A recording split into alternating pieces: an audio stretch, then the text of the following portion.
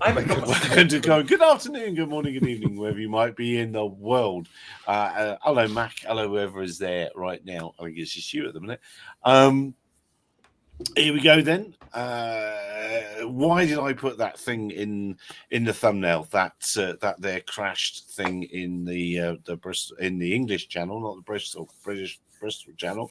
I'll tell you why I did it, because that rather underlines the point of drones, isn't it? It doesn't matter that it ditched in the sea. It doesn't matter that it cost £40,000 or whatever. It's fine because nobody died, and surely that is the whole point.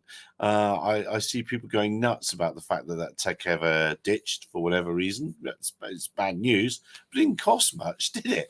Nobody died. So anyway, that's the reason I put it. Dan, iForce, hello everybody that's here. And Ian, we've let Ian Mad in, not UAV Hive Ian. He's on his best behavior because Joshua Barwell's given him COVID because of all the things that he said about. Actually, I gather a lot of people have put a hit out on Ian. Yeah. Someone has spiked me with COVID again, unfortunately. So yes, I've made it through one video today. Let's see if I can die before the end of this one. That's the plan. We can only live in hope. Probably quite good for the channel, actually. Yeah. So you can arrange that. That'd be very good. Well, it happened on the live debate today, didn't it? In the UK, the poor girl passed out halfway through. Yeah, so you never know. Yes, I've just seen the thing on that. Shame. And Dan, yes, the tech ever that ditched. Anthony, hello from Poland. And I have forwarded your pictures to Bruce of your. Yes, I got those. Excellent. Bruce. Thank you very much. Yeah, so.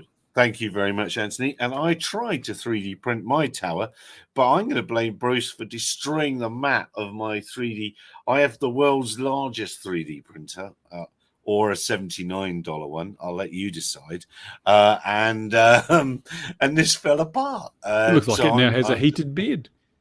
Yeah, yeah, definitely. So I don't know. You can't flip and buy them. So the printer costs $79. I might have to replace it with another $79. Can't you make printer. one? Make one out of your own head.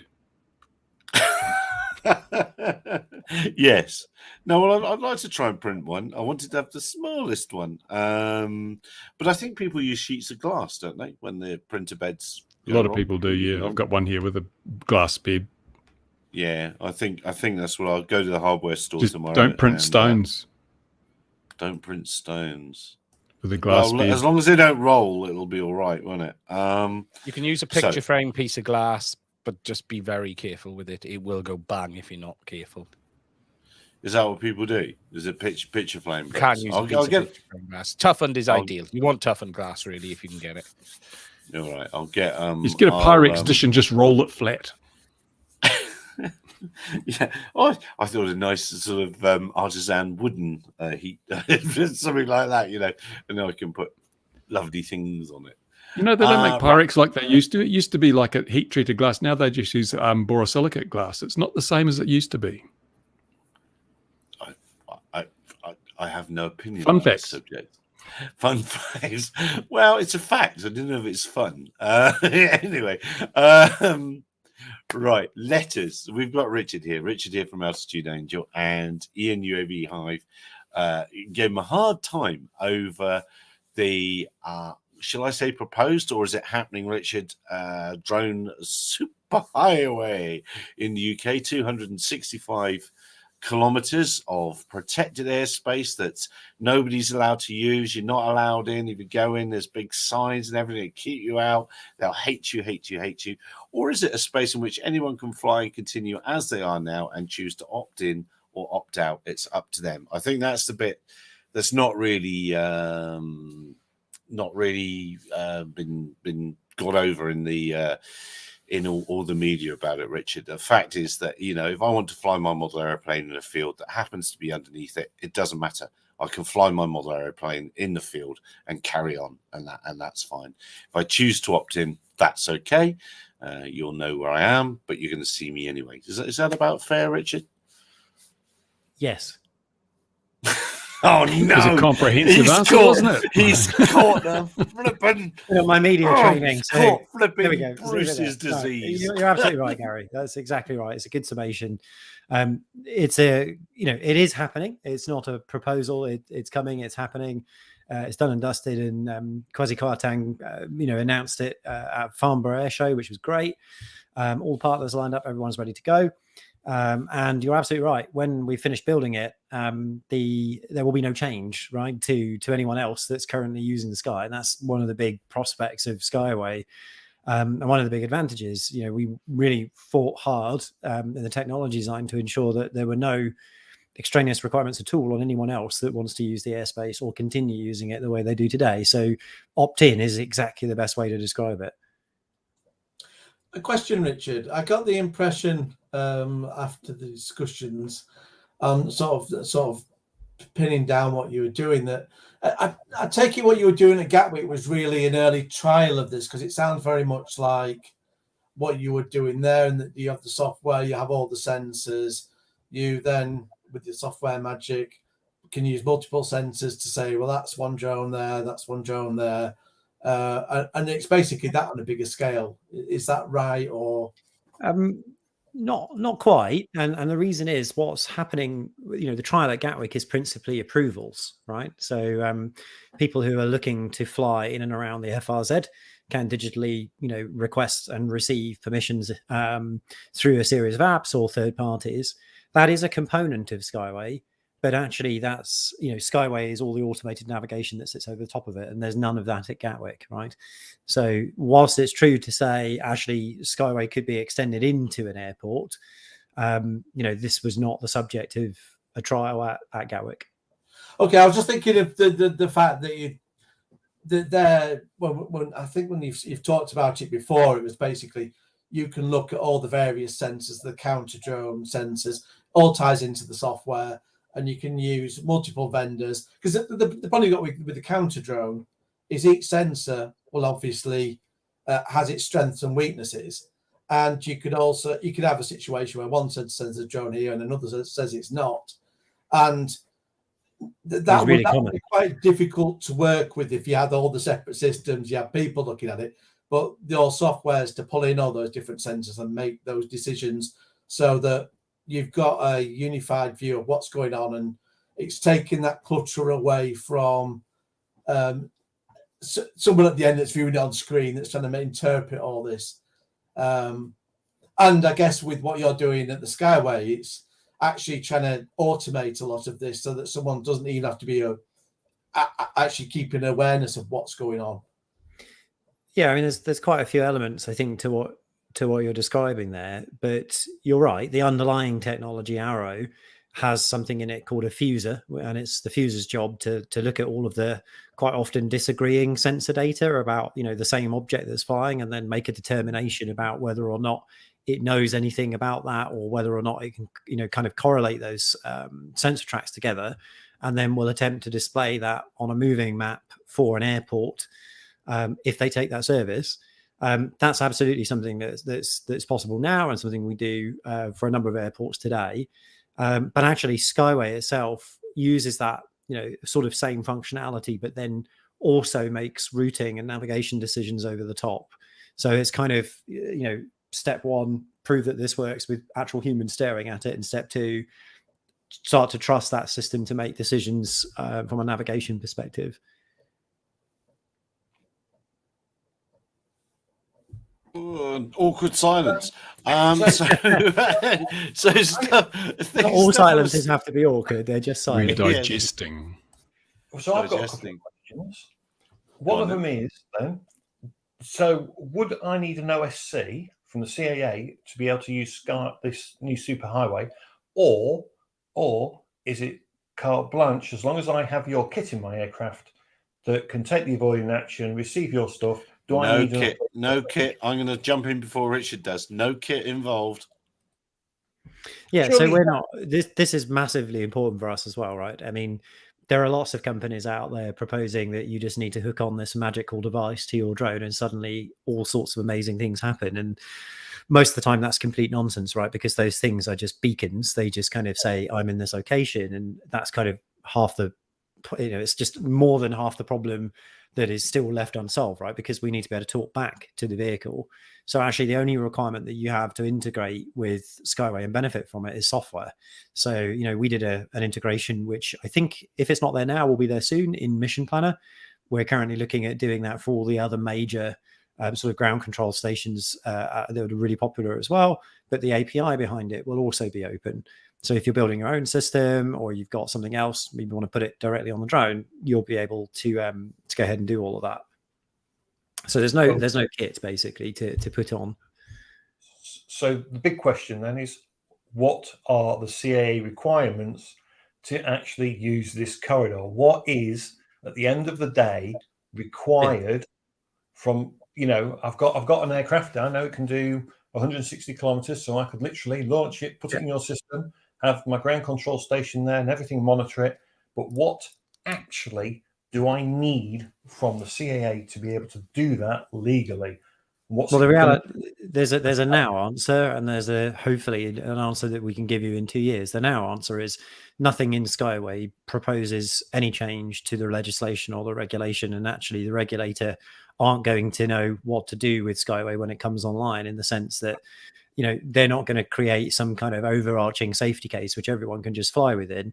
We've been on this journey with the CAA now for about 4.5, maybe 5 years coming up to, and I think there's still a lot of education that needs to be done, but they've now got a deadline effectively, and the goal is to move to a point where that important part of a safety case, which basically has to deal with how you're going to mitigate air risk in a BVLOS operation, can effectively be taken away by something like a predefined risk assessment. So you can simply say, okay, I'm going to use this superhighway corridor. It's going to fulfill these characteristics for me. And then one of the things that we're trying to do is to propose to the CAA a series of technical tests that a person will have to assert that they've complied with, so that they go through kind of like an onboarding phase with Altitude Angel to verify that actually if we said stop, or we say go to this coordinate, that you're going to do it. So there has to be some basic technical check before we take liability for the aircraft. And then overall, that part of your safety case that is, or parts of your safety case, I should say, that are required to go BVLOS automated can be dealt with. So there's a lot of ground to cover, because, part of Skyway is about, extending out the distance effectively, and then capturing evidence to prove effectively beyond all reasonable doubt that the sum total of all the sensors and the integration are better than the equivalent human stood in a location eyeballing the sky. That's basically the minimum safety bar to hit. So there's still a lot of work to do, but the reality is assuming everything goes as we expect it to, there will be no reason for the CAA to withhold any legislative change necessary to support the introduction of that kind of reduced OSC at the end of it. The question was, will it need a CA permission? And the basic answer is yes, it will, and it'd be a wad of paperwork, and it'd be about this thick by the time it's done. Well, I think the problem is it's this thick now, to use your crude measurement method, but we want to make it this thick, right? Yeah. And I want to to remove it completely, but we have to take small steps, right? Just use smaller writing. Yes, well, that's certainly a valid mechanism. Make it so small, no one can read it. But I think, we want to get to the point where you can effectively download a template from us, which is all the relevant sections completed. But actually, the only bit that we're dealing with is the flight part, right? It's, nothing that we're dealing with is going to mandate or prescribe any safety standards for your vehicle, or the way that you choose to operate that vehicle. That is down to each individual operator. And actually, one of the benefits of the Skyway is there is no prescription in terms of what you can fly. We will more or less transport anything that's legal. So, in other words, it could be a massive drone. It could be one of these awesome new UAM sort of air taxis that are coming. It could also be something as small as a Mavic, right? So because you've got that range, it would be impossible for us to template everything under the current regulations. So I think we're certainly looking to reduce the barrier to entry, because actually, if most people don't really know where to start, right? And if you take a one-man band or a one-woman band, they've got an enormous barrier to just get a commercial operation going today, much less start to try and compete with someone like Wing, who already have the resources to be able to go off and start thinking about BVLOS testing. This will just democratize access to people who want that automation technology within that 2-year time frame, and I'm really excited about that. Richard, I've got a couple of questions. So obviously with the Skyway, you've got the one component of it, which is submitting your flight plan if you're going to be using it. What's the process for control then? You mentioned like with mission planner. Is the idea with the API you could submit your flight plan, and also that whilst it's in flight, if there's corrective action needed, so say a hobbyist comes along, they're flying their Mavic across, you've got your flight plan thing. Is it going to use the connection to the tablet or whatever you're running mission planner on, and it's going to say to that, there's this hazard here, avoid it? What's the mechanism there? I'm not clear on that. Well, I guess there are a few elements in that as well. So it's the technical implementation that a drone manufacturer or an operator wants to complete.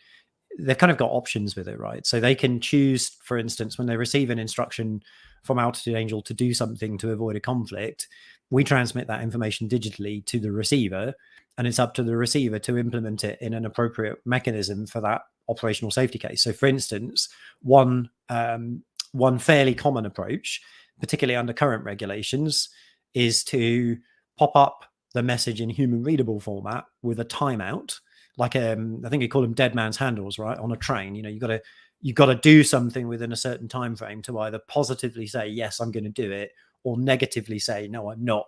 But if you do nothing within 10, 20, 30 seconds or what have you, your software will just execute that instruction in case you couldn't, in case you didn't see the alert. So that's a really popular process because it still allows some human oversight on the automation on the operator side.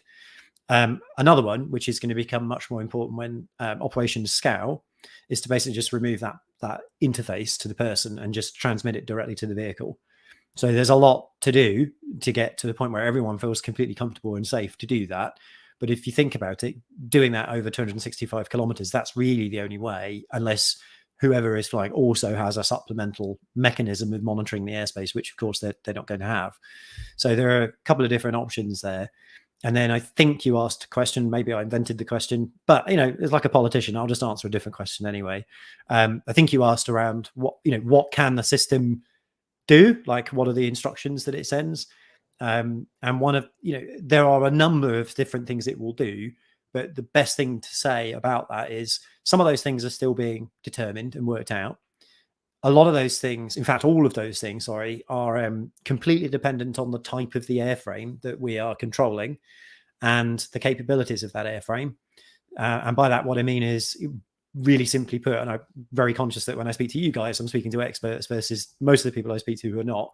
But very simply, we wouldn't tell a fixed wing drone to stop, or orbit is much more appropriate for a fixed wing drone.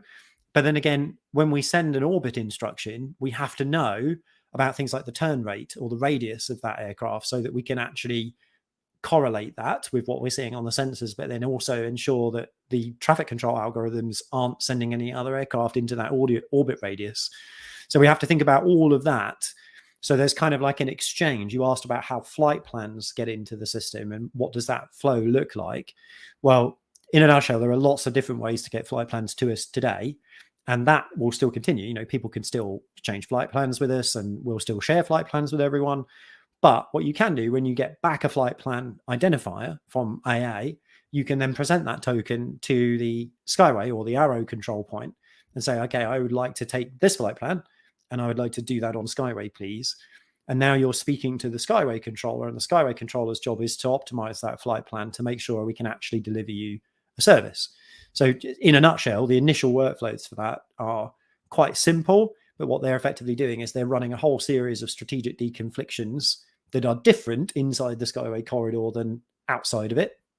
Like, for instance, outside of it, everything is very risk adverse. Inside of it, we're aware of the constraints that we've got, and we might stack aircraft up, for instance, so we can create that kind of corridor type approach. But then what you can also do is you can have Skyway make the route up for you. So you could just, for instance, say, I'm going to start here and I'd like to go there. Could you please create a route? The other thing that Skyway will do is work out if anywhere along the route requires an electronic permission. So coming back to your sort of Gatwick style question, if it requires an electronic permission, we'll come back to you and say, good news. This part of your flight requires electronic permission, and either we can get it for you now, would you like us to? or actually we've got it for you because it was automated, or actually you need it, but we can't do it for you because you've got a fax NATS or something like that. So in that instance, the system will come back and say, can't fulfill your flight plan electronically. If you accept this change, however, we could. So there's lots of cool stuff kind of going on in there to try and give people the route that they want, but also to recognize the fact that you're kind of entering a motorway, right? So it will work in that way to get people airborne. And then the last part of that, which is super quick for me to say, is there are a range of different sort of monitoring options and services that you can request from Skyway as you fly. So you could, for instance, say, I really want this tactical C2 link service. I'm also going to be talking to you via a high latency satellite communications link. Please correlate that communications link with this communications link. So there's a whole bunch of stuff that you can do to get those services whenever you want them and how you want them. And the way that we built Arrow, which is that underpinning technology, is we can just keep adding services and people can choose to opt into the services that they want when they want them. So that was quite a long explanation, but I felt like that question was quite a material one, right? It's designed to keep everyone separate before they get airborne, but recognizes the fact that stuff's going to happen and it's going to need some way to communicate back. Yeah, I mean, I think the clever thing, which was already touched upon, was the fact that because the fear, obviously, within your hobbyist community and your model community, and what's been seen, especially in the States, that's been proposed, is having to put other gear onto your gear to make it interface with these systems. And also that of, oh, well, we're going to have to keep separate. We're here, you're not having to do that. And you're not putting any requirements on the rest of the existing aviation. Yep.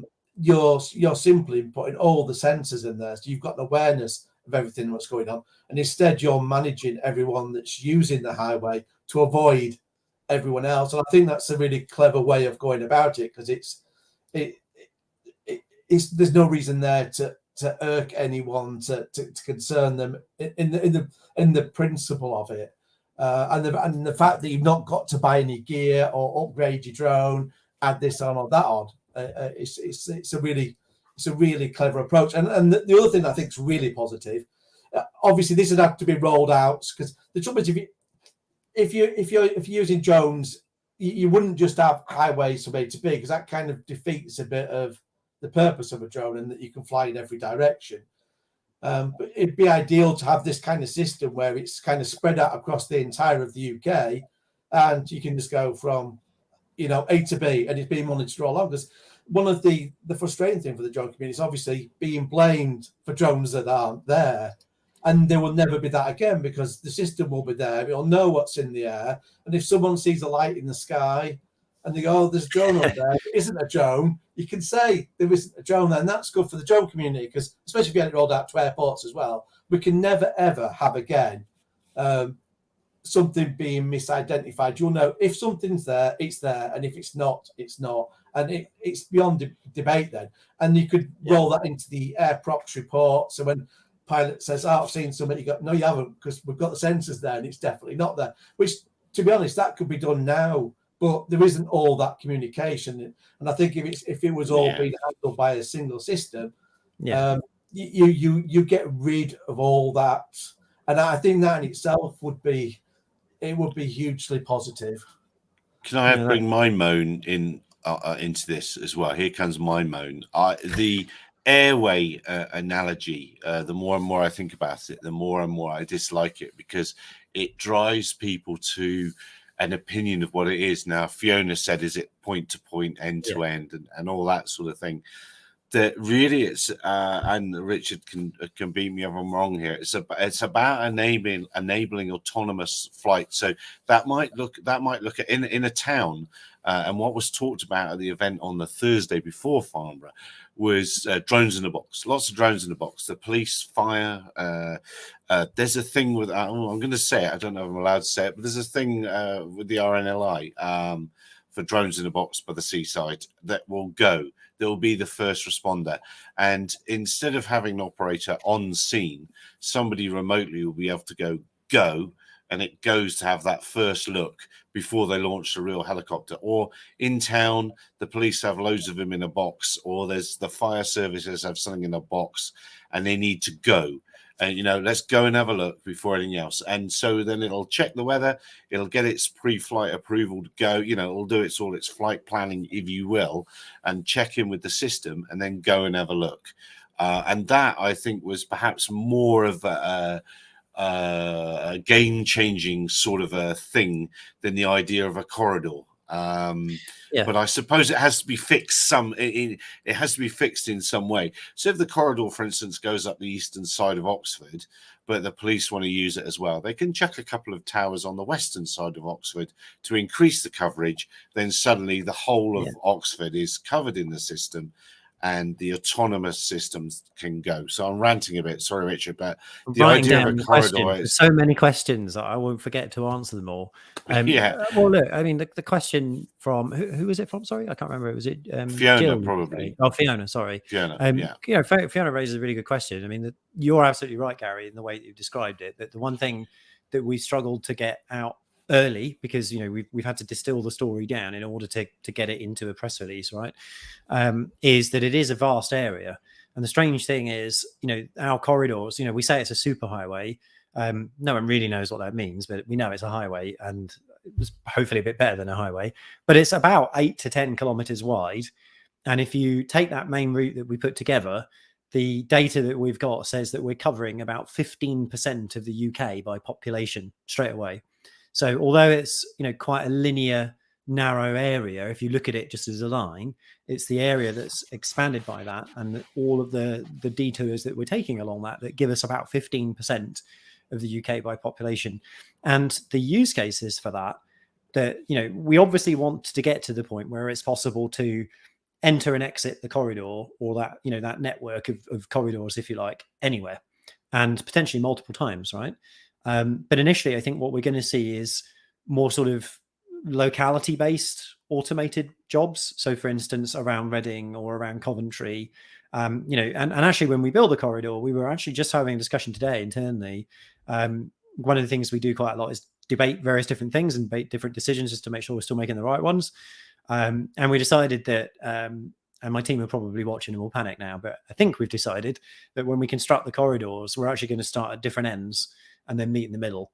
And that's primarily because we got a lot of customers up north, or the northern end of the corridor, and quite a few down the south, that have immediate use cases right now that could either improve people's lives or improve some kind of industrial process that they need to stop using helicopters to do. So, we want to make sure that they get enabled ASAP. And then all of this is in aid of getting to the point where there doesn't have to be a pilot, right? So imagine the situation if you've got a 999 control room operator or a 911 dispatcher, and one of the tools they've got in their arsenal is to get eyes on a location and transmit that video to a police unit or to a first responder long before any of the police units arrive, so they can get some information, or send one of these amazing defibrillator drones out to a location. There's all sorts of things that become slightly more practical if you can stop trying to make people pilots that aren't pilots and hope that they get to use drones. So, getting that kind of capacity is definitely very much more on the end of the sort of Skyway 2-year program. But I have no doubt that we can demonstrate those concepts within that time frame. And there's a positive out of this as well. There are a lot of use cases when you start analysing it that can't be done now because of regulation, and they would create cost savings. So although there's an investment in putting these sensors there and the software and so on, because they're not with the fire service, one of their gripes is they'll get called out to a fire. So you get everyone there, fire engine there, and then it's a false alarm. Someone's especially if you might get student flats, they'll smash the brake sensor because it's a laugh, and then you've got all the gear that's gone out there. Where if you can get a drone there in advance, it can sort of inform the decision of, well, this actually genuinely is a fire. Looks like actually it might be a false alarm, and then you can sort of juggle your assets appropriately. So when you've got several calls at once, you're actually setting off to the right ones. Exactly right. Yeah, and it's such a big story now. Again, on the Thursday before Farnborough was the live demonstration, and it's part of the country I know quite well. I've flown lots and lots and lots of times around there, and it's a bit of a pinch point if you're driving something, because there's a couple of nuclear, well, there's an arms or weapons establishment, a nuclear establishment, there's Heathrow CTA, and there's a few other things kicking about there. So light aircraft and things were naturally routed through overhead the demonstration. And I thought it was very, very brave of Altitude Angel to just try and run the system and see if it. Of course, you guys knew it worked, but it was live, and anything that happens live is always subject to troubles, and it worked very, very well. But the thing that really struck me in the day was, so there was a room of people that were very high up in their various industries, and I have a hunch they kind of expected the sky to work in the way that this system was working anyway. I don't think a lot of people realize that the sky isn't all that controlled, isn't all that monitored, isn't all these things. I think they would have taken it as a given. So I think the whole story of this is very hard to tell. We know the difference it would make to drone operations if we don't need to bolt anything on. We can have a reasonable assurance of not hitting anything, and we can have a safe sky. It's a huge for our industry, but it's a very hard story to tell anybody else, I think. Don't know why I started that. I've not come to a conclusion with that. It's a tough debate, right, to do any kind of sort of main style press and communication in it, because it's like with any technical subject, you've got a degree of education for people to understand it. But that's one of the reasons why we chose a term like superhighway versus something like a metaphorical corridor that mimics the early days of aviation that regulators will be happy with. Like it doesn't work, right? So we have to we have to do that. And the other side of that is also, actually, there are vast benefits right now to having a constrained area where all of this automation can be demonstrated and tested. Obviously, the first thing that happened once we announced Skyway is all the companies that don't like that idea told us what a ridiculous thing that was and what an inefficient use of airspace. But the obvious quip back to that is it's much more efficient than not being able to use it currently. And that is the most important next step to take. And I think Skyway, actually, one of the benefits to the CAA is that Skyway allows us to impose different kind of operating rules that automatically get applied as you transit the corridor. So, for instance, Coventry could say, we don't want any drones coming in from the east and the west. We want them coming in all from the south. Or actually, during peak hours, we don't want them coming in this direction. We want them coming that one. Or actually, we want a 20 meters per second speed limit or a 5 meters per second speed limit. And we can arbitrarily change those based on all sorts of things, or we can automate those. So regulators actually have a really sort of fine instrument to be able to apply localized concerns and localized rules to the area. And actually, we think that cities and towns should have a lot of that responsibility because that's where the residents live, right? So a lot of that, a lot of the language we've chosen now is not perfect, for sure. It wasn't meant to be. It was meant to try and capture a bit of imagination and attention, talk about some of the positives that can come from this, and then start a continuous dialogue, from here on out. But yeah, you're absolutely right to call out that, even myself 7 years ago when I started the company, I had this wonderful illusion that given the safety record in the industry, data would be, pretty well organized, communication would be great. A little bit shocked to find out that faxes still get used quite a bit, and security is actually just having a private network versus, and I mean like private ISDN lines rather than having any actual security. So, that type of thing, I think was a bit of a shock, but you just, you can't go into that level of detail in these types of things. So I now have a couple of slight worries there in when you said, local councils or local areas can say, you can't fly over certain things. You can't come to a certain way over a city. The problem is, if that ends up being established, they could try to bring that across to all flyers that are not in your corridor. And that should be a no-no, because we still should somehow they're going to think that they're going to set these new rules that you can't fly over this area, but hang on a minute, currently we can. And they'll think, so am I in your highway? Am I not? Councils could get confused over this. Do you know what I mean? It could be very confusing for them to try and grasp that fact that actually I can fly there because I'm flying my aircraft and it's got nothing to do with your corridor, and therefore I have got a right to fly where I am. And that I think it's important. I think it's important to remember that there are other stakeholders beyond just the people that want to fly the drone, right? So, and that is a key blocker. I don't think potentially it's talked about enough, but that's a key reason that actually lots of towns and cities are quite anti-drone and worried about it, because they're worried about the people who ultimately vote for them in the next sort of local election, right? They're worried about this is for instance, by the way, why I just don't think it's quite, I don't think it's likely that in any short time frame you're going to get Amazon drones to your house, right? Because there are going to be things like noise abatement rules and all sorts that just get in the way of that happening. But I don't think it's right to exclude councils from that discussion. But there is a very big difference between allowing them some flexibility to express a wish or a policy and trying to make that a rule, but then secondarily even thinking that because one council's done it, that suddenly that gets exported elsewhere. Our job is still to provide navigation. Clearly, we have to comply with whatever the law is, but the law is not necessarily a policy, right? There are parts of legislation that permit policies to be set, etc. But things like bylaws. But by and large, everyone so far, I think there are. Let me just check. There are 3 councils currently involved. We've got Reading, Oxfordshire, and Coventry councils involved, and all 3 of them are excited and open to the idea of having lots of automated drones. I think the councils, they'll have the concern if they stop drones, as they see other councils doing it. It'll be, well, we'll be losing those economic benefits. And you also have difficulties if you stop the corridor, then you have impact on the blue light services. So it's like, well, the fire service and the police service can't offer the same services here because you put these restrictions in place. Yeah, well, that's not quite the same though, because the Skyway system has an identity mechanism, right? So it's possible in theory for Skyway to say, okay, well, that drone is actually authorized because it's operated by Met Police or something.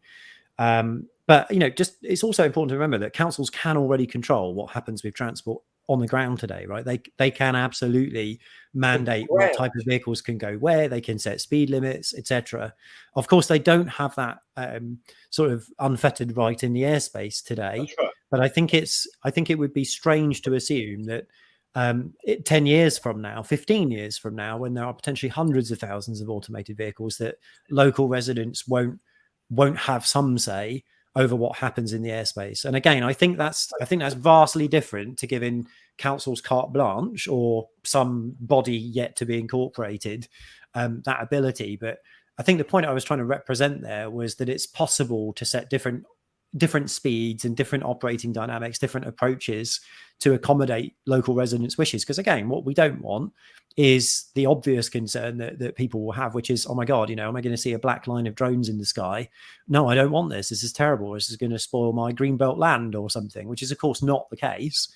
But, there is 2 sides to that, which is why I think you have to have a system which is capable of doing that. Last part I'll add, just because it's super, super relevant today, councils control a lot of land. So many of them just say, you can't take off or land on my land, which they're perfectly entitled to do, right? It's their property. They can't control what happens if you happen to start somewhere else and fly over it and comply with all the other regulations. But if you want, the best takeoff and landing sites, for instance, got to have a council on board in many cases. So trying to smooth and streamline that process begins with giving them visibility and a little bit of control to be able to be involved in that conversation. Because right now they haven't got any money, they don't want to deal with it, and it's too much hassle. Which I think is perfect. Now, you're right, because there are councils, there's even an RAF, is it an RAF base? There's a council, and their policy is you cannot fly unless you can't fly in the flight restriction zone. You won't get permission unless the council has said yes, even if it's a private property you take off from, which is blatantly against what's actually legal and law. That's RAF Northolt, and I have reached out via various connections that are serving there to say that's not right. So hopefully Hopefully they'll be made aware of that. Do But we you know, not if think, though, here's a point. Okay, you can't even ride an electric scooter down the bloody street in the UK. This allowance of us being able to do what we've been able to do for the last 5 years is going to end. To be blunt, we are going to have our wings clipped whether we like it or not. Now, that legislation will come through financial, so it'll either be driven so someone can make money, or it'll be driven through health and safety, regardless if we like it or not. Because you stick a kid on a scooter in the street, that's too dangerous now. You can't, you walk across the road is too dangerous. So, it's not if, it's when and how that happens. Now, as Richard says, bringing councils on board is a good thing. But the problem is, at the moment, we've got councils. If you say to a council, you need to employ someone for £35,000 a year to manage drone users in your area, well, who's paying for that? And why should the bulk of taxpayers pay that person's salary when the bulk of taxpayers are not using that service? And actually, that's a fair point to have. But then again, you can argue that how many taxpayers use a park? How many taxpayers use all of the other things? So it's a never-ending balance we'll never get out of. We're going to get legislated to hell at some point. It's inevitable. And just hope we can find a way through it. So here's an interesting thing then. There's 180,000 registered operators, drone operators in the UK. The 180,000 of us, roughly thereabouts. That is actually bigger than a lot of groups that lobby governments or political voters. All we have to do is go, we will not vote for X people, in our region. But throughout the model aircraft world, through the whole thing, the whole industry has been railroading through stuff, because one thing this group of people won't do is vote together as a block or move together as a block. Doesn't matter what it is, we don't do that. Well, not in the herding cats, sorry. The herding. We could ruin regional elections. We could actually make it hard. That government that wants to put in these rules, all we have to do is go to all the people that are registered in that area. It's a swing vote area already. All you've got to do is go out and vote against them. Make them understand. It's not enough people. It's how many people fly? I'm in a county myself. There are probably, that's in the UK. How many people? Yeah. 75 million people roughly in the UK. 180,000 isn't going to change someone's bloody... just locally. But it's not 180,000 people locally. That's the problem. It's 5 people in an area, if you're lucky, which isn't where it's at. The problem is, it's not if, it's when. All we can do is try and steer it the right way. That's the only option we've got. And it might sound a bit defeatist, but it's inevitable. Ian, that point you make is really important as well, right? Because councils don't have money to play with drones, right? They just don't. And actually, without trying to sound like a grumpy middle-aged male, which I've become in my later years, I can't even get my bins collected properly. You're getting there. Welcome, Richard. Grumpy old blokes. Welcome. There are more important things to me as a taxpayer than paying for drones, right? But so I think, someone at some point is going to have to pay for the automation and those types of services. And that's why commercial use, I think, is what's being targeted. But I think it's really important to bear in mind that, it's not really possible to establish a free level of automation for everyone. And even if it was, what would be the point? If you're out there to fly for fun, you're not going to, release a drone into the air and watch it disappear and never come back, right? You're going to want to pilot it. You want to have fun with it. And all of that should continue, which again is another reason with the superhighway and the Skyway system. It's been about not selecting £20 million worth of radar systems to put on every tower, right? It's been about the amalgamation of lots of low cost, highly effective, independently hardware, and then putting it together in such a way that you can create this kind of awesome safety picture, but at a much lower cost, because again, it's got to be funded. 60 million 10 miles. Cranfield. His talk isn't about Skyway. It's about I thought I was the one that had COVID. 60 million quid 10 miles. So I think the regulation, by the way, surprised with this Skyway, because there's been so much reluctance today to. The government hasn't been prepared to say, we're going to get all the counter-drone kit we've had at Gatwick and put that in every airport across the UK, because it's that expensive. So when you said the Skyway and it's full of sensors, it was that's why at first I thought, it'd be aeroscope or something, because that's obviously £15,000-ish, rather than the other centres which add up to more cost. So that's the bit that was. It was good to see that investment's being put into a set of centres, which you've suggested as well. Yeah. You've picked ones that are more efficient on cost but do the job, and I think that's the right approach. And I think that another positive out of this is the fact, well, two, there'll be a lot of data collected, and I'm sure there'll be lots of usage found for that. But as we chatted about on Twitter as well, I think this could actually be the end of having to have counter-drone systems, in that once you've got the coverage across the UK with these centres, you know what's there. Sites don't have to invest in their own kit. They could just subscribe. You could have a subscription model, and you say, you could draw on a map and say, I want this area covered, and yours could just be an API that feeds them in and says, there's a drone company you need to be aware of.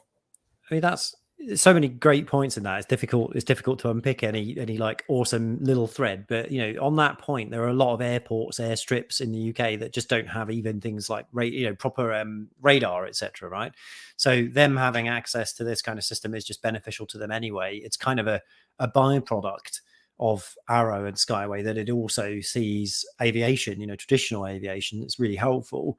There's another aspect that I think doesn't quite get enough coverage, and it's these sort of proposals and plans to create things like restrictions on general aviation, for instance, transponder mandatory zones. In theory, you can understand the logic behind it, right?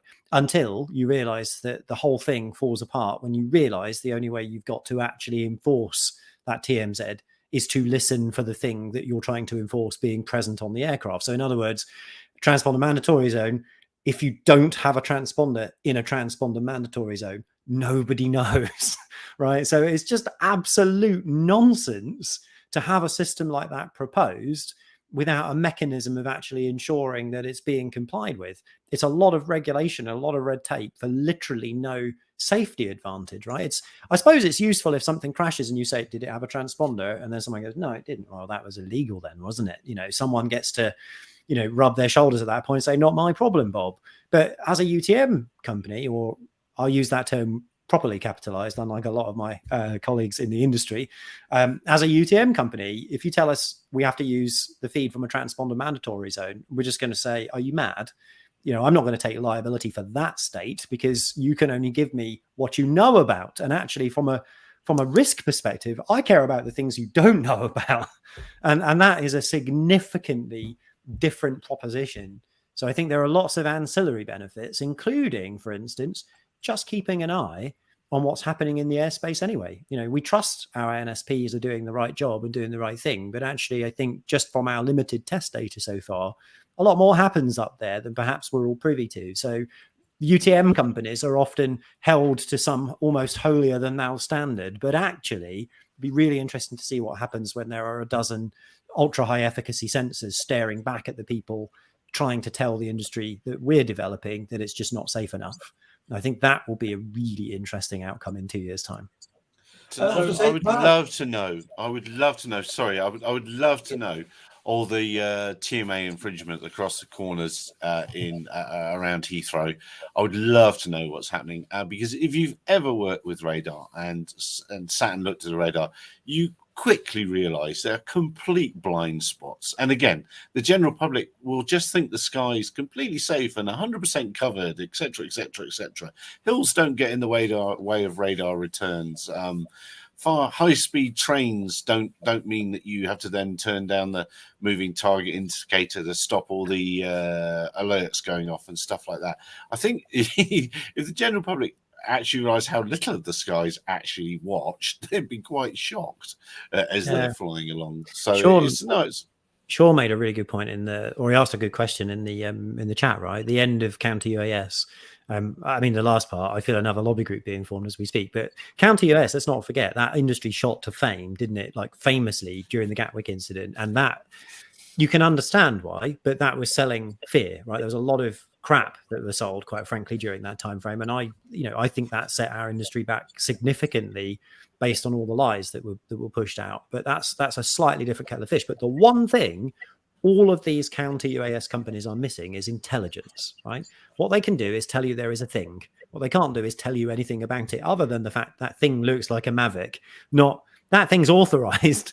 And there is a worthwhile discussion to be had about some of the major airports in the UK and the way that they're looking to lock up that authorization data so that it effectively just protects the investments they've already made in their counter-UAS, whilst also locking out other folks in the industry. I think that's a really negative move that's being taken by a lot of ATM incumbents, big defense companies, big ATM companies just doing account protection to lock up the airport.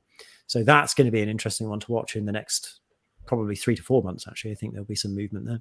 Yeah, I mean, there's a lot of money in the counter drone system, so they won't be pleased if this, the Skyway essentially becomes covering the whole of the UK, because its sales they will lose. But having said that, that's not. I'm just going to build another one live. You carry on. I'm just going to build another counter-UAS system live here. Hang on a second. There are a lot of sensor suppliers that will be quite happy though, and obviously with your system, new technology can be worked on, better sensors and so on, and they could just integrate into this system. So there will be benefits, even certainly for sensor creators. I was going to say, Mark, there's a positive thing you'll like from this, because it's one of your fears, especially with what's been proposed in the past and with remote ID and so on. Oh, it kills that. This was a question I'd asked to Rich, because I thought when you've got the Skyway and you've got all this data, you'd be able to query it as well, which actually would be kind of cool. But for privacy's sake, that isn't going to be there for anybody to use. So if you're an operator and you're doing something, someone isn't going to be able to query that and keep an eye on you, as it were. I think that's right to say, isn't it, Richard?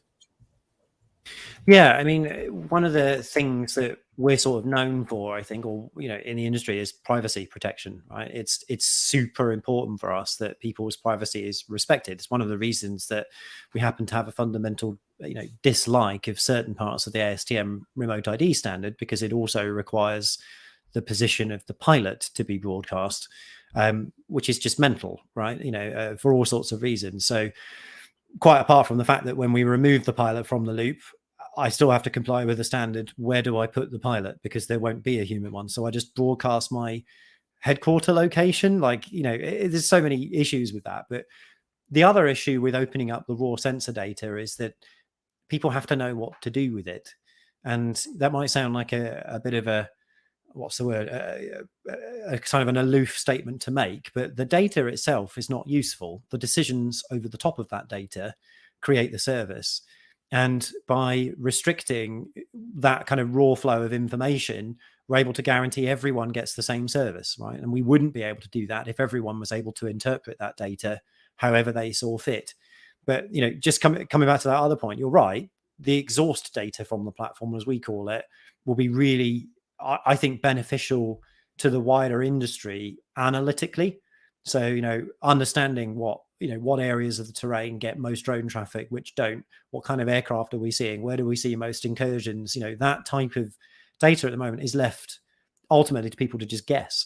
And actually regulators don't do a great job at doing that. There's a lot of people that are extremely opinionated in both our industry, but in the regulators, that too often are making decisions based on the fear of being that guy or that girl that was responsible for not doing this thing that led to that accident. It's crazy, the discussions and decisions that seem to get made based on little to no data today. And that's what we really want to help to address. You can't bring a hunch to a fact fight, and that's the key at the moment. There's just not many facts. So people are just winning with their hunches, and we need to fix that.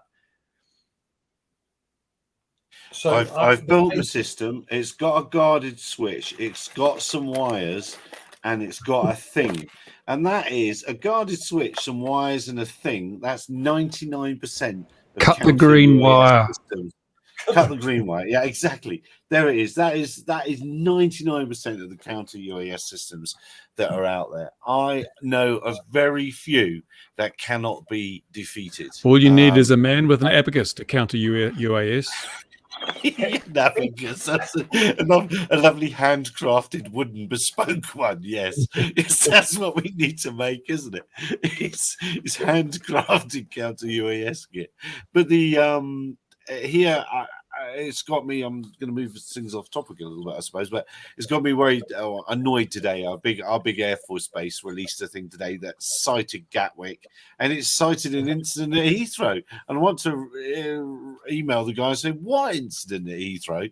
But I really would like to stand up a squadron of drones to try all these people that complain. It's like, all right, because I bet I could tap on the window of the control tower at Lungabarn and no one would notice. Because I was thinking, how would I attach a stick to my Phantom with a bit of string or something and go and tap the window of the control tower and say, no, you didn't see me coming? Because straight away I know from my time there, you look at the runway, the active runway, so you can just say it's behind you, and they weren't looking. So I'm ranting a little bit, but I get annoyed that the Gatwick narrative keeps getting pulled out, this, that, and the other. And if you're really worried about it, invest in some sensors and make sure that you can counter the threat. Otherwise, just shut up. Sorry, that was very. I think you echo a sentiment, right? That a lot of people have kind of just got a bit bored now of the sensationalism that happened in Gatwick, right? Unfortunately, it set a precedent that everyone looks back to now. We all know exactly what it means if you say Gatwick and drones in the same statement, right? It doesn't, and I think that will be the case now for like a decade, and that's damaging. But what you can say about that incident was it probably wasn't caused by a drone. It was caused by a lack of information. And having more sensors doesn't equal more information. It actually creates a more, a bigger problem for you, because you've now got lots of disagreeing things, or potentially some things that disagree to the extent that they just don't show you anything. You've still got to be the person that has the hunch that says, well, actually, I know this one sensor says it can see something, but 10 of my other ones don't. Leave the airport open. Are you going to make that call? You're probably not, right? You're probably going to play it safe because people's lives are at stake. So I don't think it matters how many sensors you have. I think it matters how integrated that approach is and how good your decision making is based on top of it. And that is a product that ultimately is just missing in the whole industry today. And I think government if they need to do one thing, and they need to do it soon, is they need to legislate for ensuring that all airports provide an open electronic permissioning system for anyone to use, including those counter-UAS companies. Because what I see right now is those incumbent counter-UAS companies in some airports are looking to try and force people to use their counter-UAS system for flight planning and permissioning, and that's it. And that's just fracturing an entire market, right, at a critical point.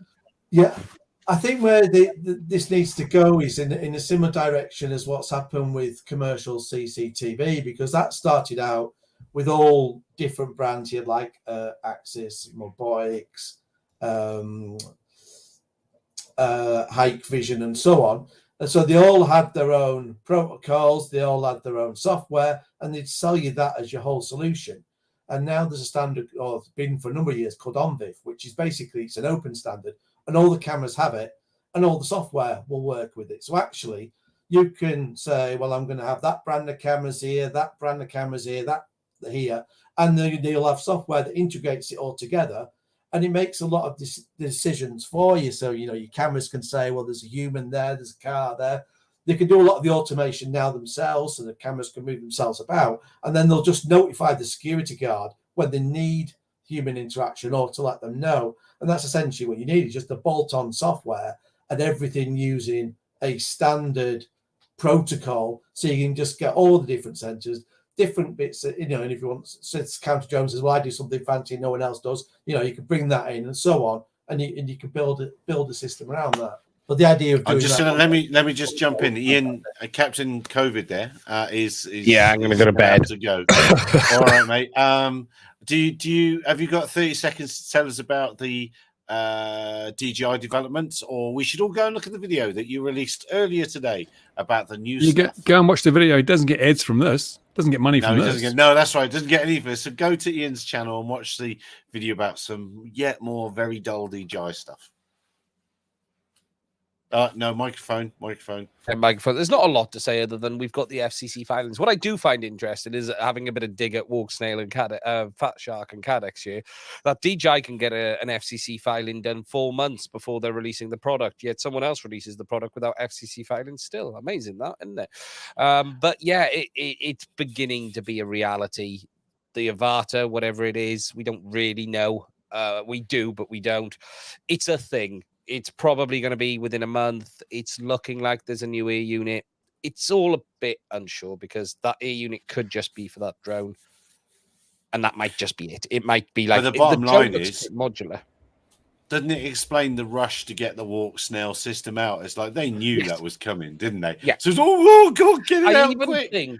I even think the name was intentional. DJI would not have done it. DJI would have chosen their name a long time ago. But knowing what I know about DJI, the name is done really early. Because if you look at the FCC filings, were done in January for this product. That's how long ago they were done. You know, that's and the name of the product is on there back then.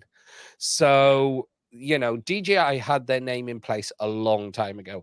I think Cadex and Walk Snail got wind of it early from a meeting with DJI, probably. And said, Huawei modems at the FCC. Huawei modems at the FCC. Yeah, it's someone. It's interesting. Now, it's been a bit of a weird week because I've sort of got mixed up in a crap storm of hell, which is what happens when you just tell things as it is. You know, you just say something that is completely opposite to everyone else. But I think as Bruce summed it up very nicely, actually, the two contrasting opinions is very much the problem with the system. And that is the problem right now.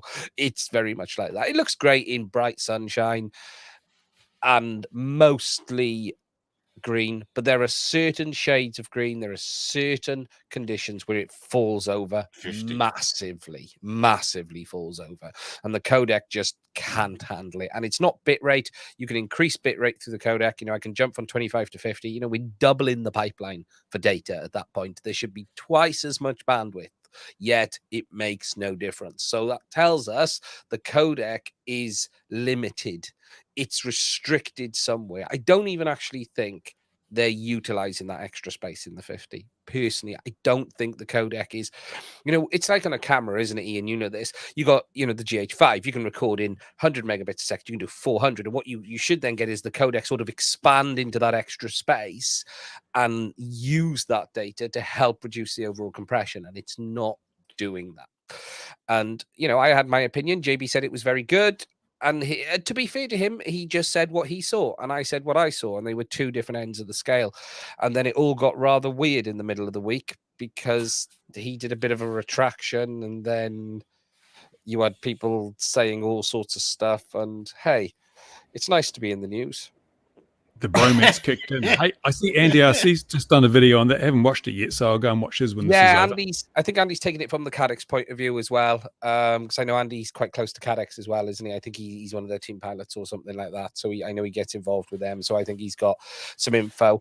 It's a good system when it works, but it's not just about the performance, right? How can you recommend a system that A, can be bricked before you can use it? So that has to be, you know, I laid down some complaints. Number one was, if you're going to sell something, there has to be recovery. So I can't say this system is worth buying until that problem goes away. B, as I've just said, they have said this product is FCC compliant, yet it isn't. Or as far as we're aware, it isn't, I should say. We have no filings. We have no information. They've printed it on the box. So I'm sorry, if you're going to print it on the box and you're putting it on your website, I want to see it because that's what you've said. And it's got to work better. I'm not saying it has to be perfect, but it has to be better than it is today. And that's where my personal opinion was. And it's not worth a lot. My opinion isn't really worth a lot. Yeah, I wouldn't pay for it. But I think what caught everyone out there was just two stark opinions, and it's one of those weird situations. Two people made two videos probably at the same time, edited them roughly over the same period, and they went live within an hour of each other with two completely different stark opinions. And I think that's what rattled the community a little bit. But you know, it's I've made a bit of fun of it on Sunday's live stream. You know, JB, I've had a few messages back and forth. We're fine. It's nothing. We've both sat here and gone, we don't understand how it's so different. We think the camera's playing into it. Bruce, I had the 14mm, he's got the 19. That we think is playing into it as well. It's interesting. I would still be reluctant if you've got a system that's being updated so regularly. The fact that every time you update it, you risk bricking it, it's not a good thing. I think, and the problem is there's two different messages here. You've got Walksnail, who, to be fair to them, are openly saying, we know it's not there yet. We know it needs work. But then you've sort of got the Rotor Riot element that's pushing it. And you do wonder if they knew DJI was coming. Do you know what I mean? If they knew this, let's get the sales in quick. I can't imagine the sales have been great. Personally, based on, there's been deals already on day one. I'm waiting for Analog Plus. Did you see Bot Grinder's post, Bruce, on the dollar bills? You know, it's been a weird week. It's one of those things that it's nice at times to be gathering pace, but there are times where I just think, wow, what have I let myself in for? And that's been one of those weeks. Bruce gets it with naked women knocking on his door all day, all the time. Go to my OnlyFans channel for that. It's the men for the OnlyFans. I was up on the roof. I was doing some roofing, and I laughed when you were trying to explain the situation. I thought it was great. So you gave me a great giggle. It's been funny. It's just again, it's people. I don't understand how people, like, Bruce is very simple. Bruce just took both opinions and put them together and went, I'm coming up to this. Unfortunately, and I do feel for the other party in this, which was everyone took it and then just took it as he must be lying because he's associated with that company in certain ways. And it's like, well, why? Why do people have to automatically go to that assumption, isn't it? Do you know what I mean? It's just two different experiences. That's what it was. And to be honest, it adds up to everything that I've said, Bruce has said, the variability of the product. That is the problem today. It's got huge potential, but it isn't there yet. In my head, I've got a few ground marks they've got to tick. You know, we've got to get that problem out the way of that bricking, and then I want the FCC filings before I'll even recommend it. Or they need to withdraw the fact that they've said it's FCC certified. You know, it's that's pretty dishonest, really. And even the hardware, you can end up in a world. The hardware may not be as good as we thought because those video transmitters are getting bricked pretty easily with voltage spikes and things, and even crash damage. A couple of burning out, Bruce, on like 26.4. You know, some guys have used HV lipos and it's gone up. And it's like, wow, I'm trying to identify the voltage regulator on the board right now. I can't figure it out. It's some Chinese mark thing and it's not adding up to anything. I've had a good look to it. It's nothing that I recognize. It may be a Chinese special. Yeah, I can't even find it to replace it. You know, I've got a couple of people saying, can we send you the VGXs? And it's like, I can't get the part right now.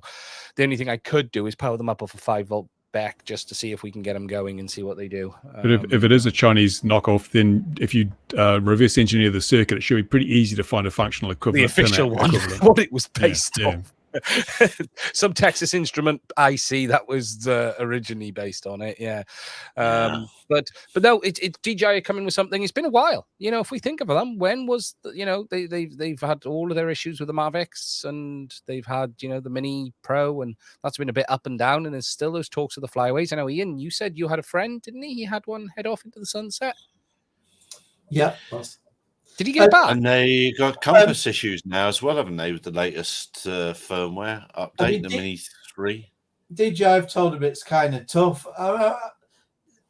If it was 10 years, well, probably 5 to 10 years ago, I'd say fair enough, but not these days, because he's got a few trees around his property, and you know that's interfering with the GPS. It's going to be a poorer signal. But it comes back to the way, for me, ArduPilot works, is that it waits until it's got enough satellites, it's got a decent lock, and then it takes off. So you can't be blaming the user, because clearly it's been prepared to take off without a good enough GPS signal. So it's then gone into ATI, and it was close to a tree at the time. So before it could go, I think it's some trees. Pilot error. That's all pilot error. I'm sorry. I have absolutely, and this is me being harsh now. I have zero sympathy for that crash then, because that was all pilot error. That's me just being really harsh. I'm good at that. I'm good at pilot error. Yeah, so am I. If you're going to take off this tree and not have a solid GPS lock, and you can't fly in ATI mode, I'm sorry. And the wind pushes it into the trees because you can't fly. I'm sorry. You know, look at your screen. Come on, Ian. Go on. Have him. Go on. Nobody likes a show off. Yeah, but I mean, what I would say with this, and this is Philip Rouse, his view's always been the software. Make sure it stays on the ground until everything is satisfied that you can take off safely. So if it's to stay on longer on the ground to your GPS has got a very decent lock, it should force that. And I think for being into your impatient hobby users these days, they'll buy the thing, they won't read the manual, they'll just want to take off. I think the software is probably being tailored to that. Of, we'll let you take off, but really it should say nah. It's that contradiction, Ian, isn't it? They nanny you in the wrong places, and this is the problem with DJI, and it's always been a problem. You know, as you say, it probably told him GPS signal was weak. Will probably be what it said. It's not saying it's low. It's not saying it's dangerous. It probably said something like GPS signal weak, and it's and it would have let him take off. And the problem with that is, as you say, they won't let you fly anywhere you're not allowed to fly, but they'll let you take off. And there is this. DJI has this habit of half stepping through the door on this stuff, and that's the problem. As you say, just force them if it's your thing. Yeah, but Mark, it's not a drone with attitude mode. You can't force it into attitude mode to fly. You can't force it into attitude mode to test. Get that, and I think part of the problems are now all drones we buy don't have ATI mode. I think that is a big problem. You can't blame the pilot when he can't practice in the mode because his drone won't go into that mode. Well, how can you blame him? There's no requirement to. Yeah, all you have to do is push the sticks away from the tree so it doesn't go near the tree. That's all you do if it drops into ATI mode. The only difference between GPS and non-GPS is that in GPS, you let go of the sticks, it'll stay where it is. When you let go of the sticks and it's in ATI mode, it gets moved. To be fair, that's the only difference. That's the only difference. No, it's not bad though, because when you have a GPS glitch, it normally zooms off as it tries to correct, and it'll do that at full throttle. So in the space of a few seconds, actually, they can buzz off by several meters, and it could have hit something. I've not seen a chance to move the stick. I've flown the old NASAs. I've flown the I've had that on a NAS. Don't give me the old NAS. I have never had personally one where the GPS ever goes, oh, I should be over there. My personal belief is the cause of this is them taking away attitude mode. The fact of you can no longer select it as a usable mode, which means you can't practice in it. You can't take it to a field and understand. You can't try it in a field. And, you know, unfortunately, DJI's, the drones, imagine your car. You were driving down the motorway at 70 miles an hour, right? And imagine your car suddenly reversed the way the steering would work. Have you got a Tesla? Had experience of it before. You can't force it into it yourself. You can't try it yourself. But at that point, you're driving down the motorway and it says something's wrong, steering's backwards. That is the behavior of it. And that's the problem. And or your car suddenly would float. You don't stay on the road anymore. You float. You're off the road now. You're into the sides, and that's the issue. So, look, Mark, you are a pilot. It's easy for us to blame people, but the reality is, if you're going to create a drone for the masses, which they've done, then you have to understand people will do stupid things. And I don't mean what Ian's friend has done, because it's not a stupid thing, but they will also be not prepared for how the system works when it enters failsafe, because they don't allow you to test them anymore, and that's the problem. I do think as well, a lot of people don't, as soon as it comes out of GPS, they panic as well. There is a lot of people that just go, it's a flyaway, where quite clearly it's not. It's just the wind pushing it. And people don't think to go, if I give a stick input, I can stop this from doing it. So it is interesting. I mean, I actually went in for a job interview, and they only let me fly in ATI mode. And it was no GPS at all. You had to be an ATI, and I tell you what, I was all right until they said fly backwards, and then my brain was like going, "Hang on a minute, you want me to do this but backwards? My brain's going to struggle here." I could do it and talk, but it took a while. But it was a little 5-inch frame, and it was.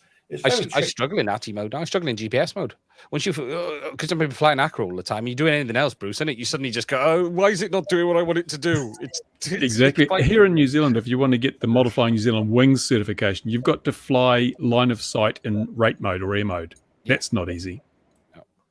Yeah, that's impossible. I mean, it's not impossible, but you've got that guy that flies line of sight rate mode with one hand.